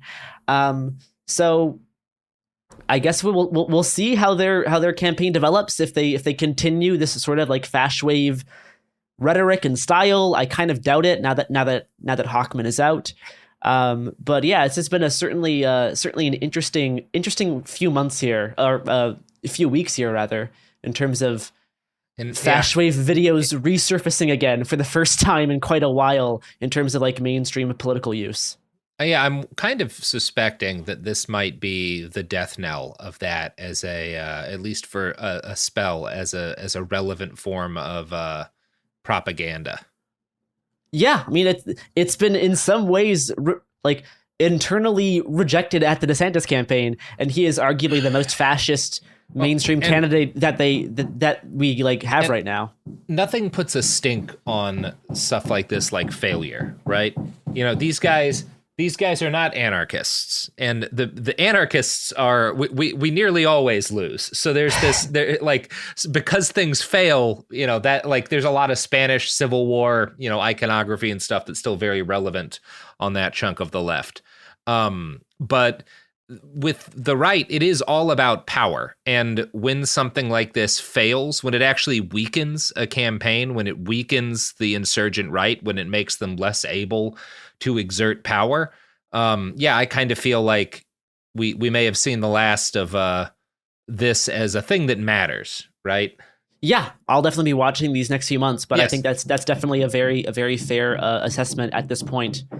Lastly, I just want to clarify one thing about our last episode due to some viewer feedback. So last time we were talking about how the Biden administration's use of dark branded memes had inadvertently led to Fashwave taking a big body blow. Now, I think some people misinterpreted our discussion as downplaying anti-fascists and leftists' attempt to disrupt dark mega and Fashwave in general by proliferating the satirical dark branded memes. So in the episode, we talked about the methodology behind this strategy of normies seizing onto memes and aesthetics, thus making them cringe and unattractive to the niche groups that once enjoyed using them.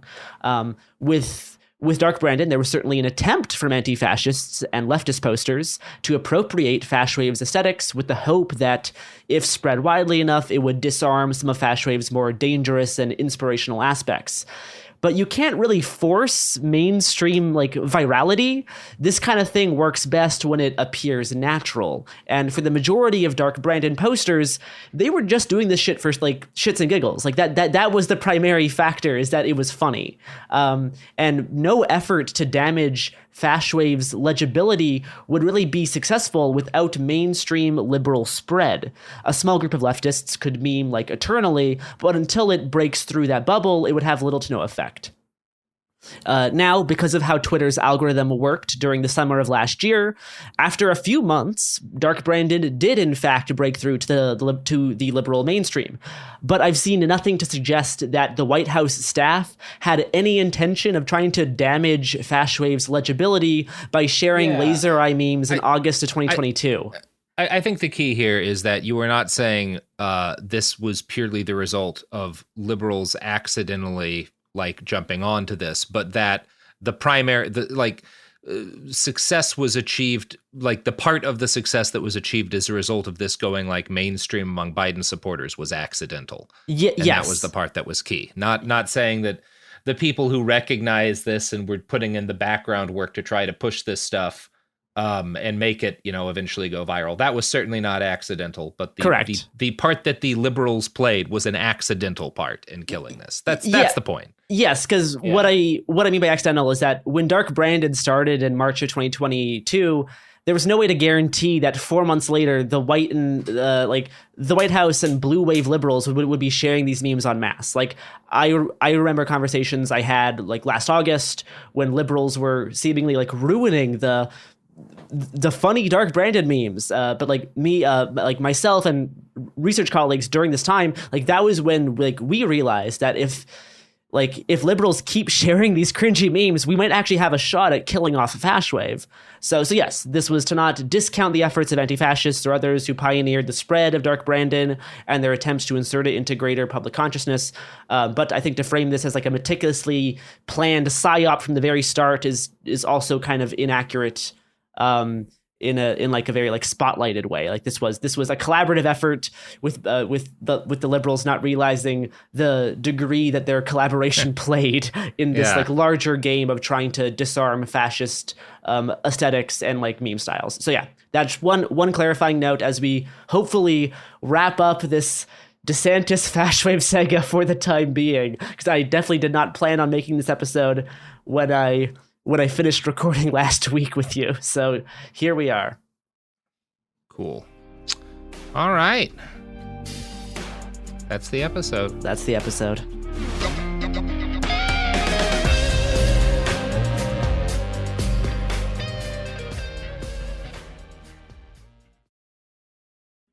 Let's talk about modern home shopping. It's sort of become a fun side hobby, right? Scrolling listings at night, dreaming about kitchens you've never seen, or backyards you haven't even stepped foot in, all from the comfort of pretty much anywhere.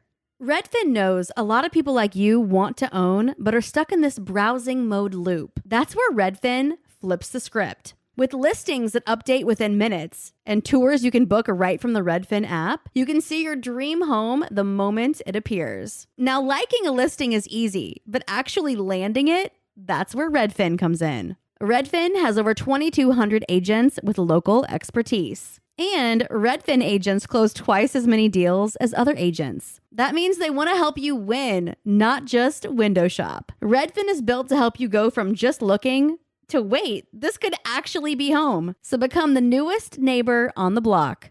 Visit redfin.com to start finding and start owning. That's redfin.com. Support for the show comes from Public, the investing platform for those who take it seriously. On Public, you can build a multi-asset portfolio of stocks, bonds, options, crypto, and now generated assets, which allow you to turn any idea into an investable index with AI. It all starts with your prompt. From renewable energy companies with high free cash flow to semiconductor suppliers growing revenue over 20% year over year, you can literally type any prompt and put the AI to work. It screens thousands of stocks, builds a one-of-a-kind index, and lets you backtest it against the S&P 500. Then you can invest in a few clicks. Generated assets are like ETFs with infinite possibilities, completely customizable and based on your thesis, not someone else's. Go to public.com/podcast and earn an uncapped 1% bonus when you transfer your portfolio. That's public.com/podcast. Paid for by Public Investing. Brokerage services by Open to the Public Investing Inc. Member FINRA and SIPC. Advisory services by Public Advisors LLC, SEC registered advisor. Generated assets is an interactive analysis tool. Output is for informational purposes only and is not an investment recommendation or advice. Complete disclosures available at public.com/disclosures. Life gets messy. Spills, stains, pet accidents, and kid chaos. But with Anabay, cleaning up is easy. Our sofas are fully machine washable, inside and out, so you never have to stress about messes again. Made with liquid and stain-resistant fabrics, that means fewer stains and more peace of mind. Designed for real life, our sofas feature changeable fabric covers, allowing you to refresh your style anytime. Need flexibility? Our modular design lets you rearrange your sofa effortlessly. Perfect for cozy apartments or spacious homes. Plus, they're earth-friendly and built to last. That's why over 200,000 happy customers have made the switch. Upgrade your space today. Sofas start at just $699. Visit washablesofas.com now and bring home a sofa made for life. That's washablesofas.com. Offers are subject to change and certain restrictions may apply.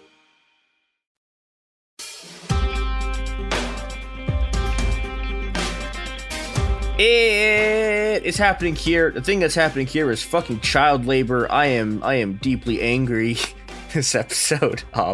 This is It Could Happen Here. I'm your host, Mia Wong, and with me is Shireen. Hi, Mia. I'm so glad to join you on this really uplifting episode. Yeah, it's gonna be great. So, yes. All right. As anyone who studied like even a little bit of labor history knows, the fight over child labor is very, very old. It's one of the first causes that sort of liberal reformers to capitalism took up in the early 1800s. Like, It's like in the Communist Manifesto was one of the things. It's one of the things people point out is like, oh, we've done all the things that was in the original Communist Manifesto, and it's like, no, we never got rid of this. It's also one of the things that like you get these sort of like capitalist triumphalist accounts that like, oh, we eliminated child labor. This is proof the system works. Yeah. And no, the battle over child labor is a battle that we are in the middle of losing. We are losing it in worse and worse ways every day. So okay, so why are we dealing with a new resurgence of child labor in this country? There's a lot of reasons. One of the big problems is that vast swaths of the U.S. sees child labor as morally good. They see it as something like, oh, this is like you teach your kids. This is right. like how you, this is like how they grow up and get responsible and and this is true in a lot of parts of the world. It's also completely and absolutely bonkers. It's just nuts. Like people shouldn't think like this. It's incredibly weird.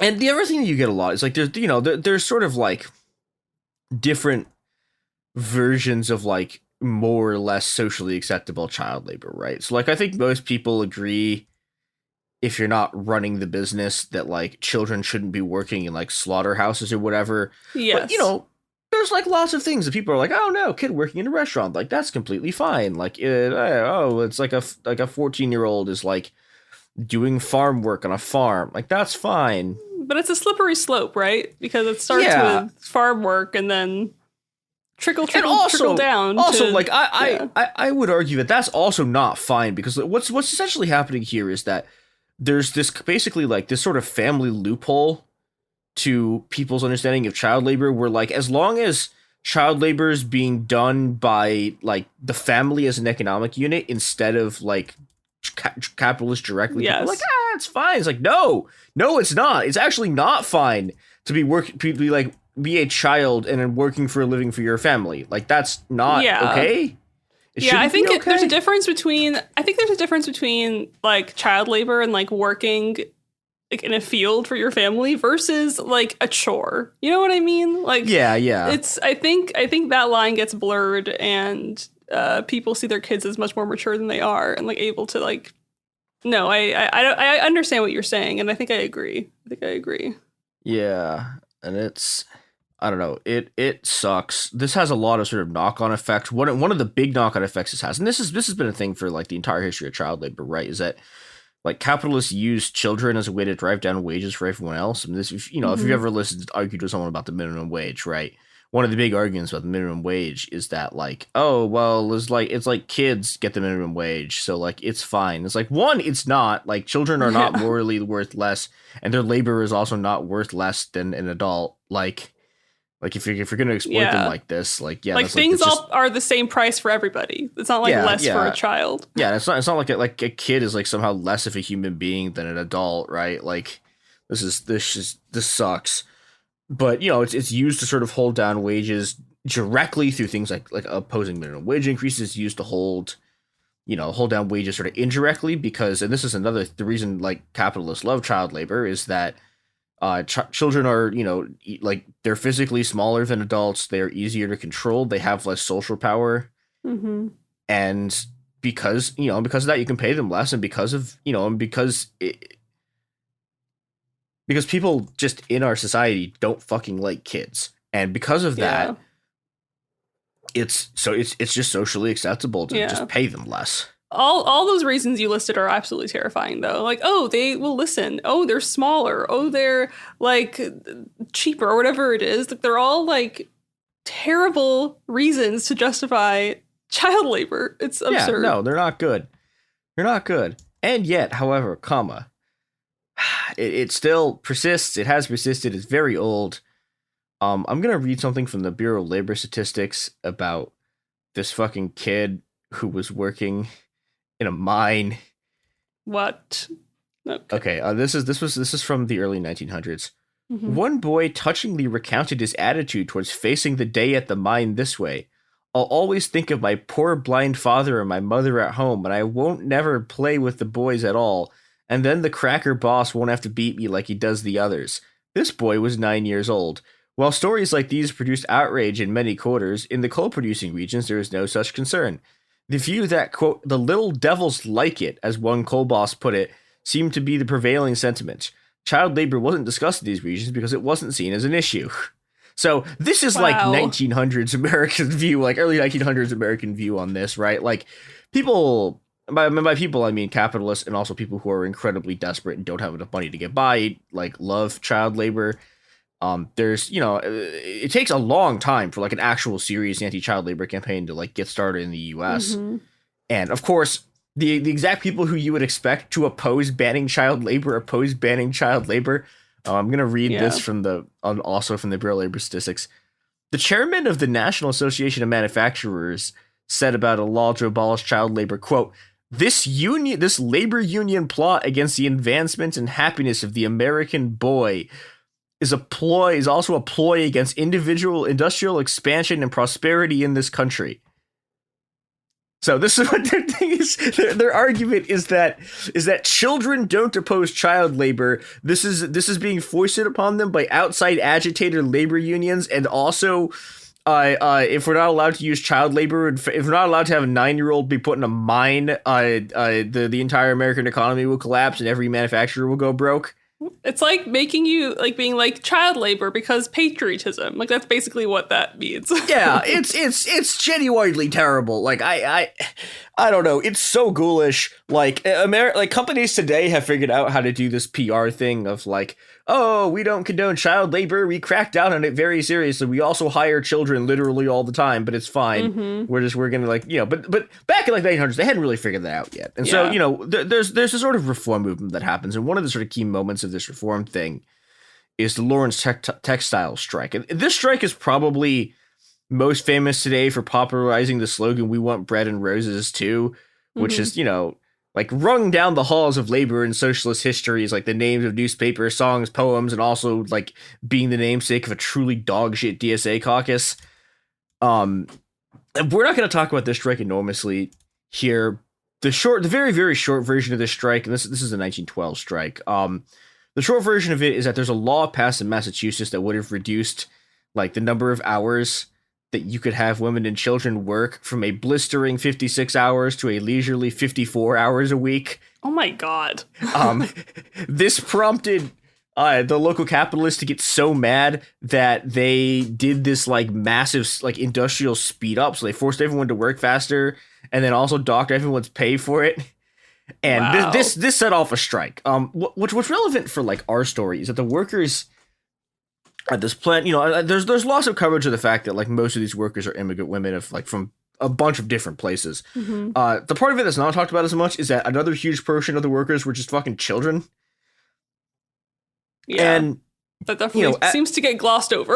yeah, and it's like I you know, I don't know. Maybe we should go back and talking about that part because it's really important for like the stuff we're going to talk about later in this episode that made me so angry I was like physically punching my pillow.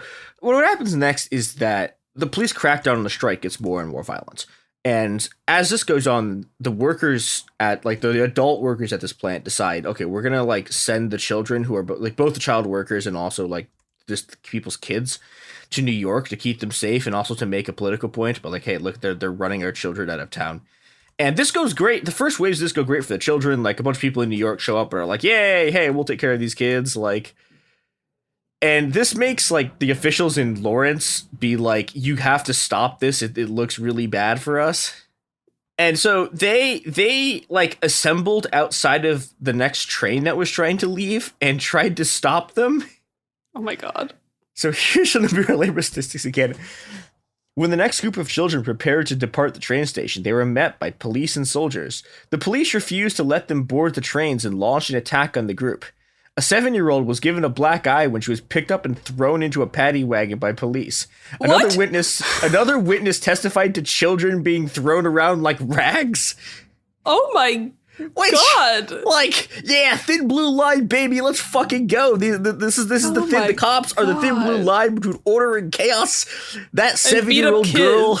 Yeah, a 7-year-old girl is not going to throw herself around, right? Like, someone has to beat up this children, and for that, there is the few, the proud, the American police. But they were scared for their lives, you know what I mean? Like, they're 7-year-olds. That 7-year-old girl looked at me really aggressively. Yeah, I was scared for my life. That's what they said. It's you know, this is bad. And like, you know, the 1900s police can get away with like the 1900s police. We've talked about this in other episodes. Like they can get away with just like shooting people, right? Like they can show up to like a strike and just open fire into the crowd and it doesn't do anything. Throwing around a bunch of children like rags, finally it turned out was the thing that was bad enough that it like started a congressional investigation. Wow, I guess that's good and bad, but yeah. So Congress launches this investigation, and there's like this 14-year-old immigrant girl named Camilla Tielli testifies about how she was working at the mill when a machine caught her hair and tore her scalp off. The police promptly, the police promptly arrested her dad, didn't do anything to the company, and arrested her dad for lying about her age. Oh my God, what? Now, this, hold that one in your fucking mind, because we're going to come back to that shit. Do I have to? Okay. Unfortunately, because it's going to get so much worse by the time this episode is over. So the product of this is that there starts to be like a really mainstream push against child labor, which is, you know, a thing you would have thought would have started earlier, because again, we're on like century 2 of child labor in the US by this point, right? Like in an entity called the United States. But, you know, apparently it takes this to actually make people go, wait, maybe this is bad. And the product of this is you get this thing called the Kenning-Owen Child Labor Act, 1916. Now, as we sort of talked about earlier, right, the weakness of this law is that it allows kids to be used as laborers, like inside of the family unit. So like if you're on a family, and this is a very, very broad category, right? So it's, you can force your child to work as long as like you're their parent, right? You're the one making the money off of them and not like a capitalist. But even this is considered too strong of a law. And in 1918, the Supreme Court rules that it's unconstitutional to ban child labor. Wait, what? Yeah, they do this multiple times.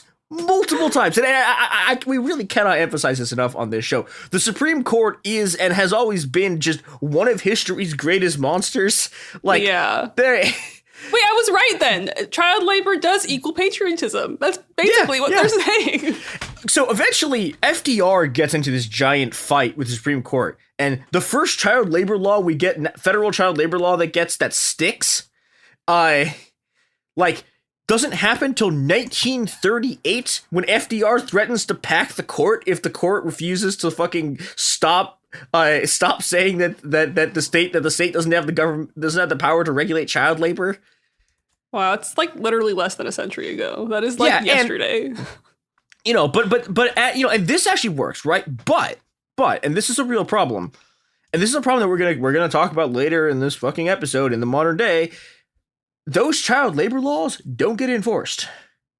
It doesn't. The 1938 Fair Labor Act basically doesn't actually do shit to reduce the amount of child labor in the country. And here's the thing, even now, even before all the horror show stuff that we're about to get to that's happening right now, kids, we never actually dealt with child labor through the law.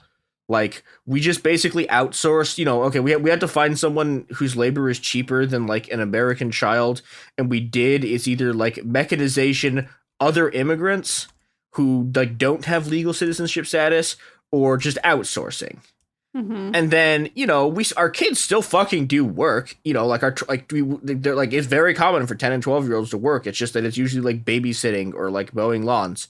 And we've decided that no, this is actually fine. It is actually fine to fucking put 12-year-olds in the labor market. Yeah. I mean, I think most people today anyway, I think the common person thinks that child labor happens in other countries over there. You know what I mean? I don't think they think America is still that archaic and stupid. But it is.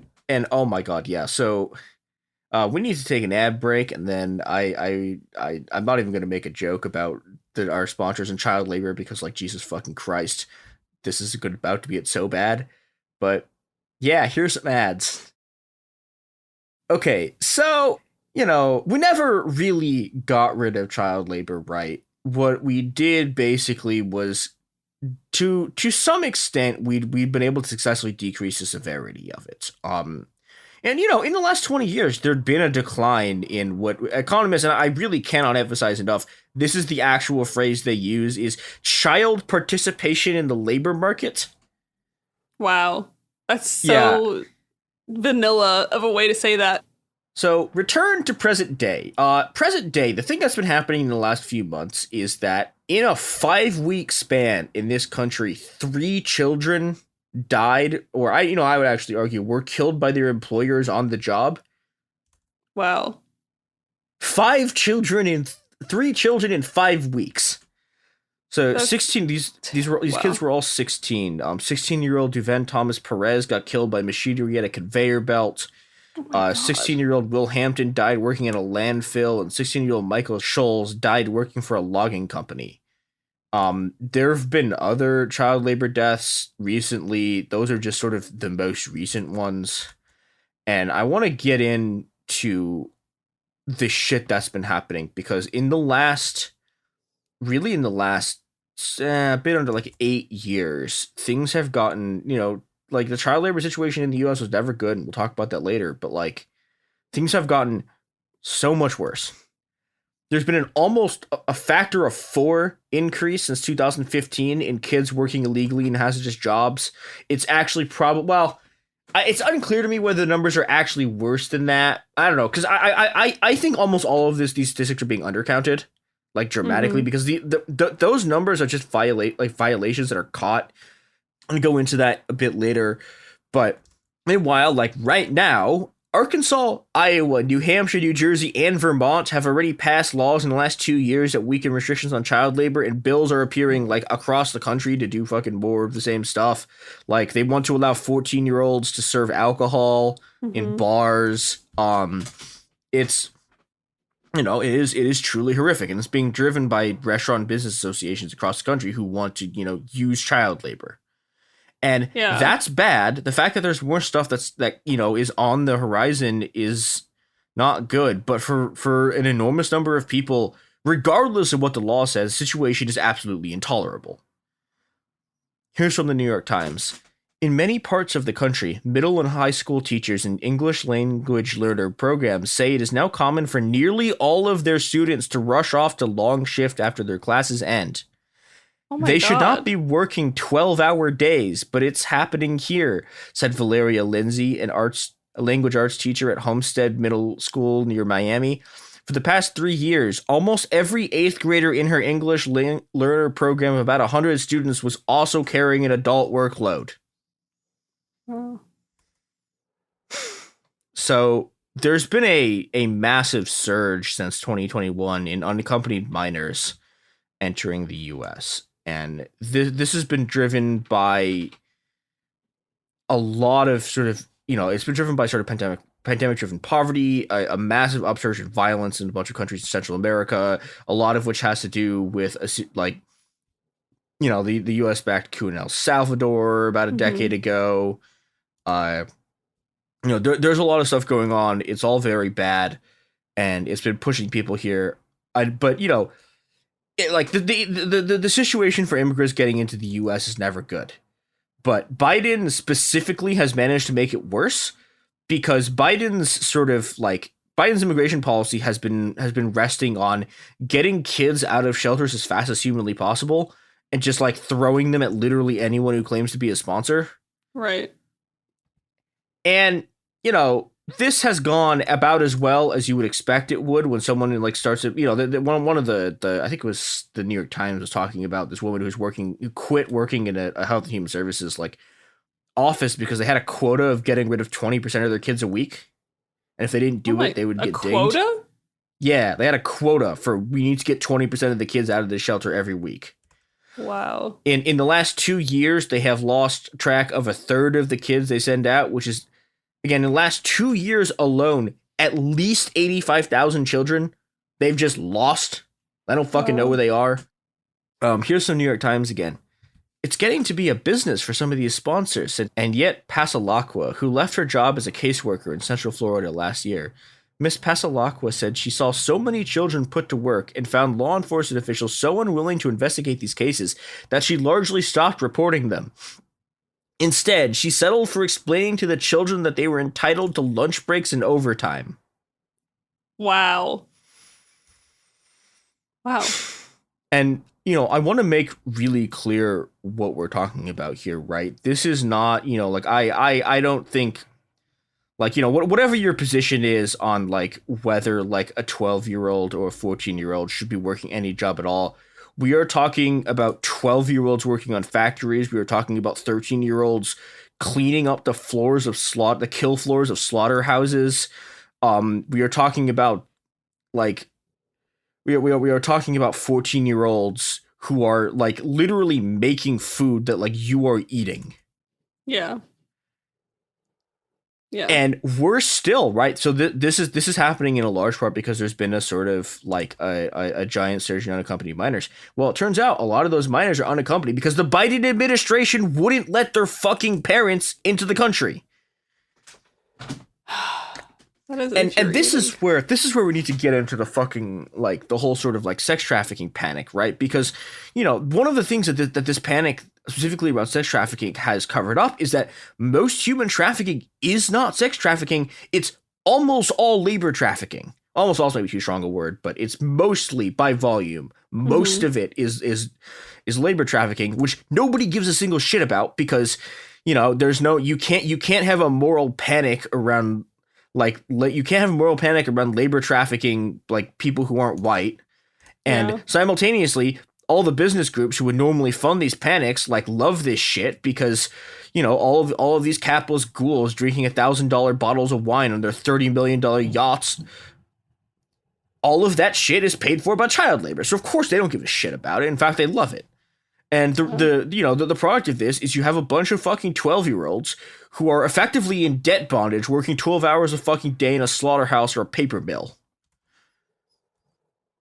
I'm gonna read another thing from the New York Times, which is I don't know. So many of these things are so depressing, but like I think this is the most depressing thing I've read in this entire, I don't know, like in ages. I didn't get how expensive everything was, says 13-year-old Jose Vasquez, who works 12-hour shifts 6 days a week at a commercial egg farm in Michigan and lives with his teenage sister. I'd like to go to school, but then how would I pay rent? 13. You know, and of course, one of, you know, like the other thing about this, right, is these are people dealing with the fucking American housing market, right? The American housing market is intolerable to adults who work full-time jobs or multiple part-time jobs, right? Mm-hmm. This is a 13-year-old. How the fuck is a 13-year-old supposed to be paying rent? Right? And you know, and every sort of additional thing just makes it worse because the more of these kids, and one of the things that's happening is these kids are getting funneled into very specific areas, right? Because they're getting funneled into like specific towns because those specific towns have a bunch of companies who specifically want to hire these migrant kids. And when they do that, that fucking continually drives up the price of housing because all of these people are competing for the same like fucking 1-bedroom apartment for $1,600 a month, right?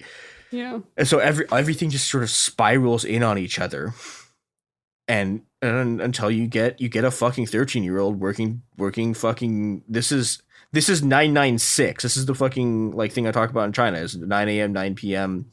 6 days a week at a fucking egg farm in Michigan. In any just world, people would die for this. In this world, and you know, people have fucking died for this. It's a bunch of children who are dying on their fucking jobs. In this world, though, the people who die for this are children, and the Biden administration, again, is actively aiding fucking human traffickers by kicking all of these kids out to their families, like kicking all these people out to just like fucking anyone as soon as humanly possible, and not allowing these people's families into the country, and then doing literally nothing at all to ensure that like the people who are fleeing into this country like have a place to live or like any kind of reasonable job or any way to support themselves.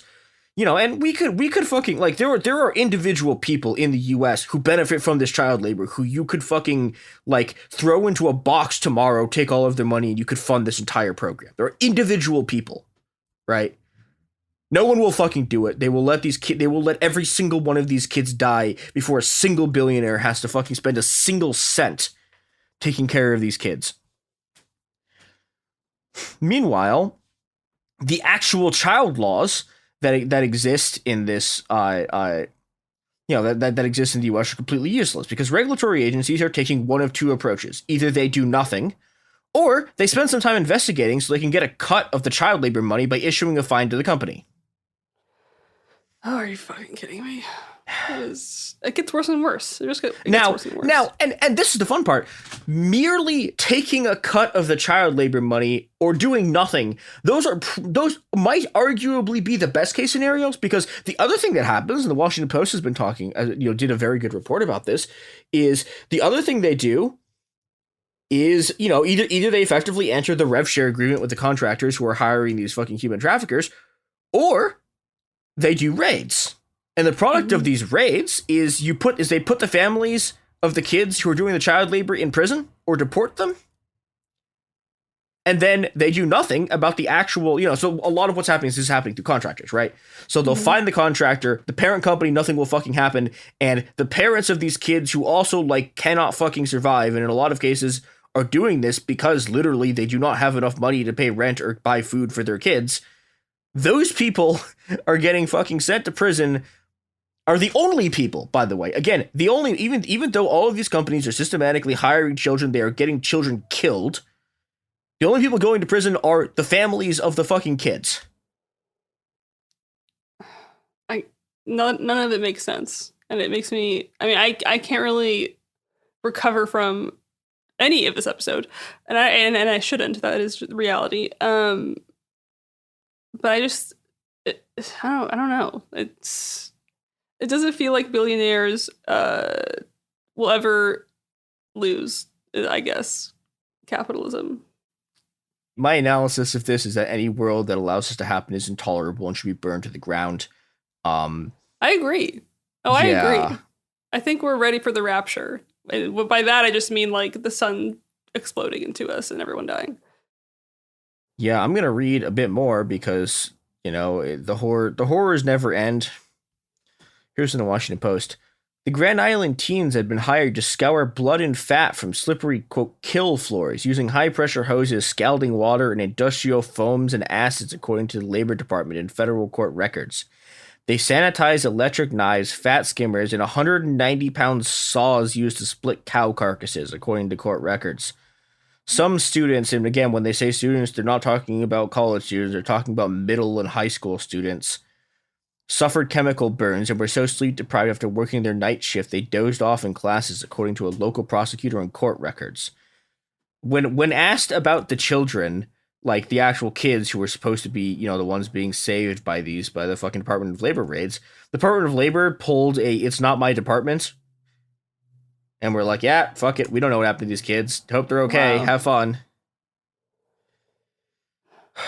There's one more part of this Washington Post article that I want to read just to sort of like, I don't know. I think the big problem with all of this coverage is that it's treating this problem as if it's new.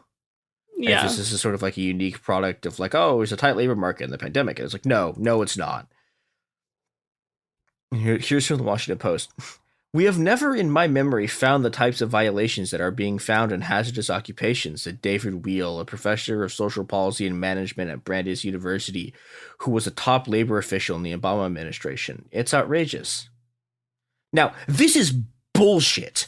During Wheel's Obama administration, there was absolutely a shit ton of migrant workers, and specifically migrant children workers, doing a bunch of incredibly dangerous and hazardous work. It's just that they were mostly in agriculture. I mean, some of them were also in slaughterhouses, right? Like, some of the shit was already happening. It's just nobody paid attention to it, and it's gotten worse. But, again, they were also just a shit ton of kids fucking, like, picking tomatoes in, like, 110 degrees in California.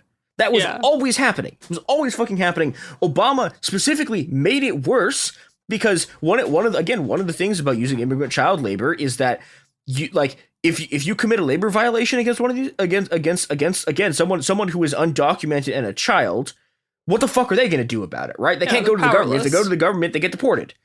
Yeah. And Obama. Yeah, the employers know that. I mean, employers, quote unquote, but like they know that they're 100% control the situation. Yeah, and Obama fucking helped them do it because he deported so many people. Like, Obama and this fucking guy probably also too directly was helping literally the worst abuses of this system happen over and over and over again. They were using, immigration. One of the only other things you can notice about these stories is that if you look at the locations, right, most of the places where these, not all, but a lot of the places where these are happening are very, very anti-immigrant southern border states. These are southern states or border states, and the reason, or places, or some places in the Midwest like Kansas or Nebraska, and a lot of the reason why this stuff happens here, right, is if you're like if you're a politician, right, and your allies are local business owners, you get to play this sort of like you get to play both sides of the fucking spectrum, right? On the one hand, you get to keep hiring a bunch of undocumented immigrants, and on the other hand, you whip up this like enormous social hysteria about them, so that all these people can be more effectively disciplined and crushed. Right. And everyone fucking knows how this game works, right? Like all the people of any real power like actually understand this. It's why like the Justice Department or like all the immigration agencies never go after the companies who hire people. They only ever go after the actual workers themselves. It's just so upsetting because like the most in their mind, like the most helpful, like useful person is the person that has like the most to lose, and they know that and use it against them for that reason. And it's just fucked up in every possible way. I don't know. Yeah. And it's also just a little silly, like you said, to just like think this just happened. Like, this is something that has clearly been building to this. You know what I mean? I think anyone with a brain can figure that out, because this kind of intricate system doesn't just like pop up in a year or two out of nowhere. It's been building it on itself. I don't know. Yeah, it's like you're definitely right. It's not just like it's been building for ages. Like it was deliberately designed by people who like make a bunch of fucking money from it, right? They make slightly more money if they fucking force a 12-year-old to clean the floor of a slaughterhouse than they do if they forced like a 22-year-old to do it. And so they do. And the last makes me so mad. That makes me so mad. And the last thing that I want to sort of mention about this, right, is that a lot of the states where this stuff is happening, a lot of the states that are passing these laws are also states that are like simultaneously passing like enormous rafts of anti-trans legislation, like as part of their so-called like protect the kids thing.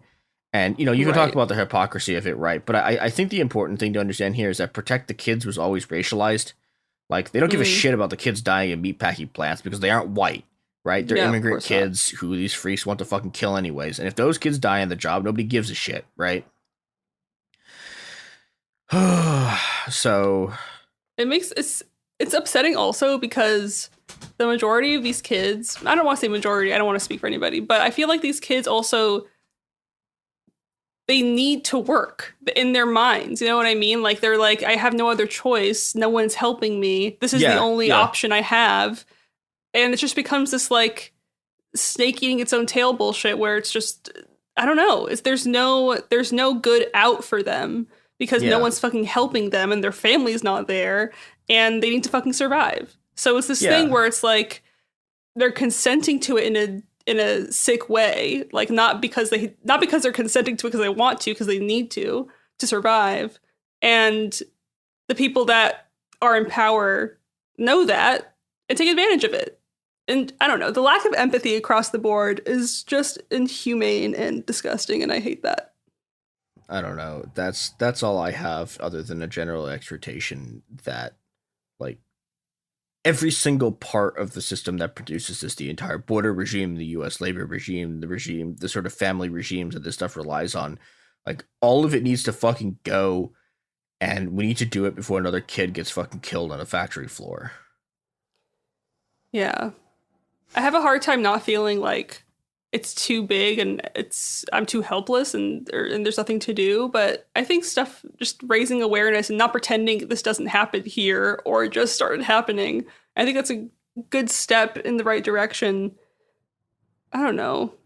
I think one way to look at it is that, like, there have been regimes that are a lot more powerful and a lot more willing to kill that have been brought down and have collapsed and don't exist anymore.